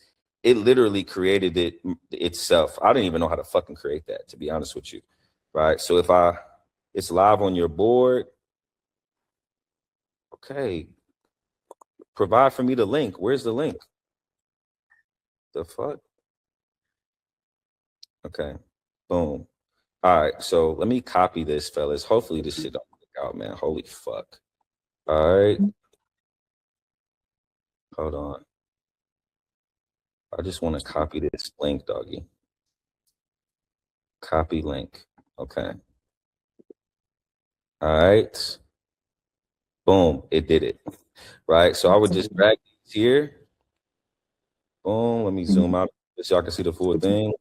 And they created it. Right now, if I wanted to, I could sauce it up a little bit because I know how to. You know what I'm saying? Like I would change the backcourt black, boom, but it did it itself, right? So obviously, I do Miro boards and like with whoever's not on mute, please mute yourself. I do it with like Miro boards and like this and Notion AI, but like just get creative and think like where could you use that, right? Next, we get into image generation, right? So very briefly, fellas, the images that you're seeing on this group call, Claude created them, and then I added them to the group call, right? Now, the difference between somebody else presenting this group call and me is that I taught Claude how I want my images made, right? So all I did, fellas, right? Let me see if I can find this. Okay. The Twitter page, right? So you guys have probably seen this before. I love how they do their images, right? They're simple, they're straight to the point, they're very metaphorical, and they just like very like simplistic, not complex. They get straight to the point, but they're very like storytelling. Like if I look at this one, intensity isn't important. It's just more so consistency. So you don't have to pour that much. You just have to make sure you pour every day.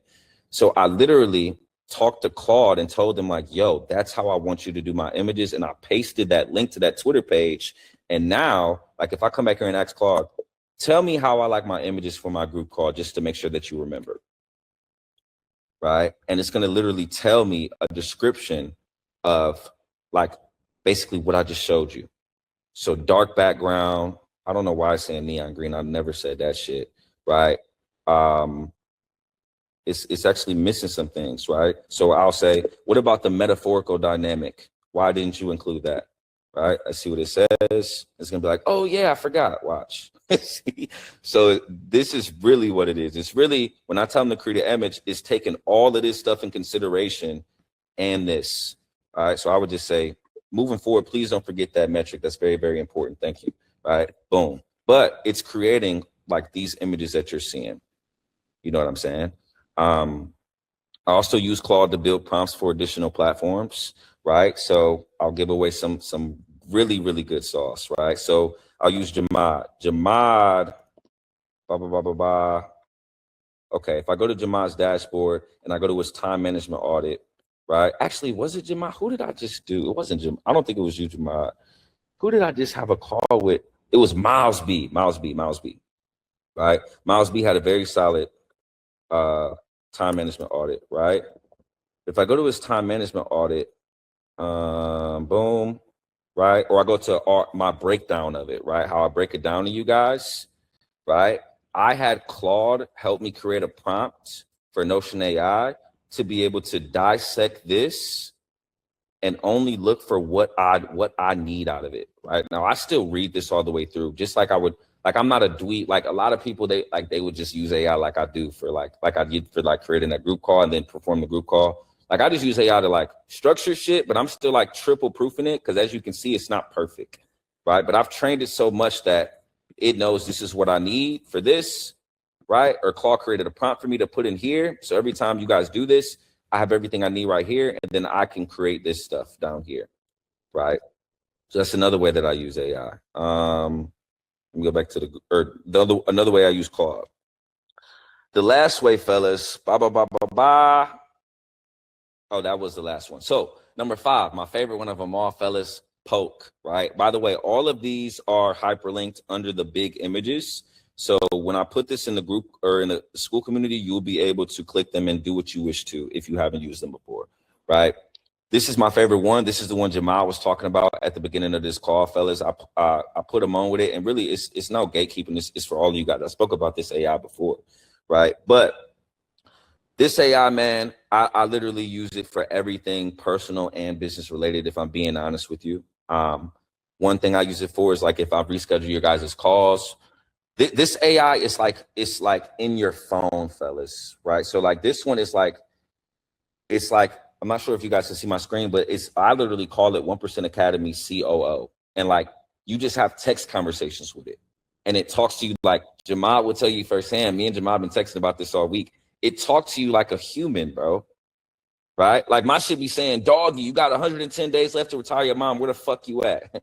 Right? But one of the main ways I use it, fellas, is one, like if you guys need to reschedule a call, I need to put something on my calendar. I'll be like, you know, block off my calendar from 7 p.m. to 9 p.m. to make sure nobody books sales calls because my chick coming over. Or my brother Easy needed to reschedule a call. Can you do that? Or my brother Kevin said he wanted to renew in 60 days. Can you remind me in 60 days that he want to renew? Shit like that, right? And they'll put it in the Google Calendar for me, right? Next is one of my favorites is like accountability reminders, right? So like one of the cool things I do, if you follow me on Instagram, like I'll post a screenshot of this texting me like, Cry, you got 110 days left to retire your mom, daughter, let me get yours, blah, blah, blah, blah, where you at? And I always post it on my story. This is the app that's doing that. Number 3 is like personal shit, like date ideas. Like I'll talk to it like, yo, my girl like this, what should I do? Or I'll be like, yo, I need a romantic black movie to watch on Netflix. Give me 5 options. Or I'll be like, yo, I'm moving to downtown Dallas. Can you give me the top 5 gyms that have a sauna and match the aesthetic to Absolute Recomp? Because Absolute Recomp is a little too far and I really don't want to travel that much. Can you also tell me, once you factor in gas and traveling 20 minutes versus paying a $250 membership at Lifetime with only a 5-minute drive, am I really saving money or am I staying the same, right? Can you tell me why this specific apartment complex keeps declining me even though I make more than 5 times the rent? And it was really because the complex was asking for an IRS document. Then I ended up being able to get the IRS document because they told me how to do it, right? So just really, I brain dump into this motherfucker. Even for this call, fellas, I said, hey, I'm doing a group call on AI, and I want to tell my guys the top 5 ways I use you. Can you look at all the previous conversations and give me the top 5 ways? And some of this stuff it did, right? Now, personal logistics, moving, I always do it for that. Like finances, like you, like just get creative with how you talk to it, fellas. Like, yo, I want to live by the 50-30-20 rule. I make 10K a month. You know, I want to get a new apartment and a new car. Can you tell me what that would look like to stay under the 50-30-20 rule in different, you know, areas and, you know, that have really luxury apartments that would fit my budget, as well as nice cars that fit this aesthetic that would fit my budget? Or you can, like, bro, I even dumped all of my bank statements into this motherfucker and was like, you can do this with Claude too, but I just like the way this one talks to me. And it's like, doggy, you spending way too much money on X, Y, and Z, or doggy, blah, blah, blah, blah, blah. Like it talked to you like a human, right? It really can do anything you want it to do fast, right? Now me, I'm never on social media, fellas. Not being on social media is a big needle for me. And one of the biggest pros of that, fellas, is like my mind is always on go with new ideas, right? So a lot of times I will brain dump into like Poke and be like, yo, I want to make a video on X, Y, and Z. Remind me in 2 weeks to do it because I already have vids to do in 2 weeks. Or remind me to look at blah, blah, blah. Like just reminders and brain dumps of, oh, I'm going to make a reel like this. Remind me to do it tonight. You know what I'm saying? Because a lot of times we have great ideas, but we just forget, or we'll be doing something we can't take action with. This does it, you know? So really, fellas, I'm giving you the 5 ways I use this, but like, I really use it for more than this, and really damn near for, like, it's really like, the best way I can describe it is it's a person that does everything for you, right? Now, as Jamad knows, right, when you get this one, fellas, if you're going to get any of them, I recommend you get this one, especially if you're running a business. If you get this one, fellas, when you get it, it's going to budget with you of what you deserve to pay monthly, right? Jamad, what did you get it down to if you're still on here? Is Jamad still on here? No, he's not on here. Right. So with me, fellas, I'm budgeting with it. It's like, it's asking me, what do I need it for? What are my goals? What are my ambitions? And I'm telling it. And I'm like, man, I'm not paying more than $20 a month. And they're like, $20 a month? You just spent $1,500 in Houston and you talking about $20 a month. I don't know how to fucking knew that at that time. I had like spent money at a hotel. So it's gonna, like, it's really a person. Like fellas, I know it's a lot of people that say, hey, like, oh, Claude sounds like a person. It's not touching this one. I promise you. So at first it's going to negotiate with you on what you get the price down to. I got mine down to, I want to say like $12 a month or something like that, but you can get it down lower, right? But it's very convincing. But I mean, you'll be able to debate with it what you pay month to month, right? But this is by far my favorite one. And I probably use it the most outside of Claude, right? Now, I want to talk about mistakes to avoid when using AI very quickly, fellas. I know we running over time, right? Number one, fellas, AI is only as smart as you, right? What separates the 1% users from the 99 is understanding that you are in control. Don't take AI for face value. As I just showed you guys in real time, it can be wrong. Correct it, curate it, and train it how you think, right? As you guys, I did a couple examples live, right? How like, I'm literally talking to it like a person, right? Which is my next point. Treat it like a human, right? Early on, fellas, I was talking to AI like it's a robot. Speak to it like it's an employee or an assistant, and you'll get way better results, right? You guys were seeing me like just speak things, and then it was like popping up on the screen instead of typing. That's the best way to use AI. So if you guys aren't familiar, I want you guys to use, I think I told you guys all about this, but all of you guys should have this one, especially if like you do content creation. Really with anything, honestly, you should have this on your phone and your desktop. This is basically, it puts a button on your phone that's already on your phone that you just click, and then you start speaking, and then everything that you speak goes like wherever you need it typed. Like I never type anything, fellas. Like I'm saying it.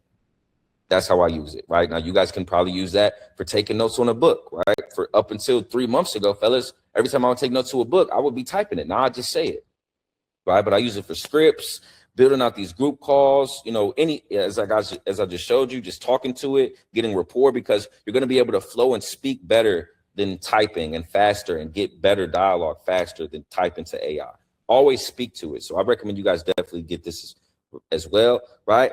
And also, fellas, basic prompts equals basic answers. This kind of connects to number one, but don't make the mistake of educating yourself on what's the best AI. You need to figure out what are the best prompts based on what you need AI to do.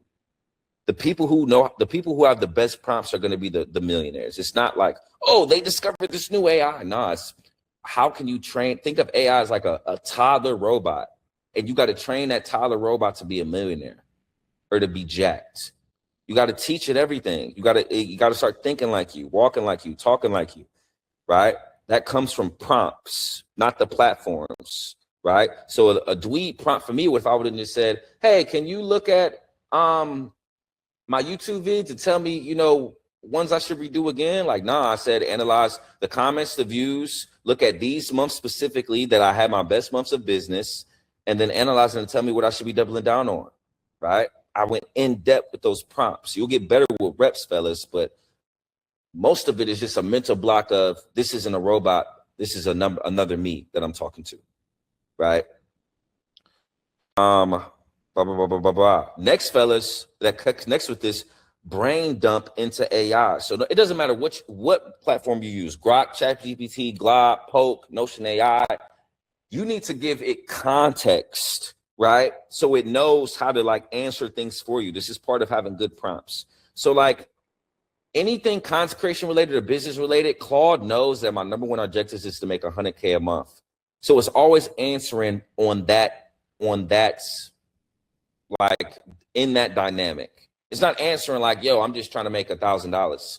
Like it's always thinking bigger because I tell it everything that I do. Anytime I use a new AI platform, I damn near send a 10-minute voice memo of my life. So it has a lay of the land. I highly recommend that you do that, right? With any of these platforms you use, right? Now, additional recommendations that I didn't talk about, fellas. Perplexity is like a more enhanced Google, right? Fathom AI, I actually use this one, but I didn't go over today because it's really, you only need it with coaching, right? So like right now I'm making a case study for my brother Ice, right? And I could put in Ask Fathom, the Fathom AI, I could put like, find me the time segments where I was getting on his ass and holding him accountable. Boom, right? And then it's gonna give me those time segments, right? And then I could just download this video, put it in the CapCut, and then look over these time segments and see what I want to keep for the case study. Because if you watch my case studies, it's not the whole cause, it's just certain parts. That's why I'm getting these parts. I could even do it from a standpoint of like, you know, who was the last person I called a dweeb? I'm just gonna do a funny one, right? And then it'll tell me like the person, you know. But you could do this with anything. Like if like, I don't remember y'all deliverables, I come in here and be like, yo, what was my deliverables for Tyrese? What was my deliverables for Kyrie? What were my deliverables, or not there, or what were their deliverables? What were my deliverables, right? But here it's going to tell me like who I called a dweeb last, right? Whatever the case may be. So anything from a call perspective that I need, right? So you think about it from a preparing for call standpoint. Like even if I click me and Tyrese's call, right, it will give me, and this is the most recent call I have, fellas, it'll give me a summary of the call, you know. Now there's a lot of tools that you do this. I just use Fathom. It's one of my favorites. But this is an additional platform that you can use if like you do coaching. This is one I haven't used. It's like an AI calendar and a task manager, so it can, you know, schedule your day. It's like a AI Google Calendar. I haven't used it, but I heard of it. This one I've experimented with, but I was a dweeb and I stopped trying to use it because it was too hard. So I need to dive back into it, but this one automates a lot of things in like your business. So like right now, when you guys join 1% Academy, you know how like I text you guys the link and then I send you guys the welcome email and all the other Trainerized emails and the school community so you can join. This can do that for me with the click of a button. I could just say, Eric, read up, click it, and it will send all that for me, right? This one is really, really good for creating visuals and something I've never used as well, but I see a lot of people use. So honestly, I spoke about Grok for thumbnails and pictures. I would use Midjourney, you know, I think that would work better. I just haven't used it, right? But I know I've been talking a lot, fellas. You got any questions regarding this information? And was this helpful? Yeah, it was helpful.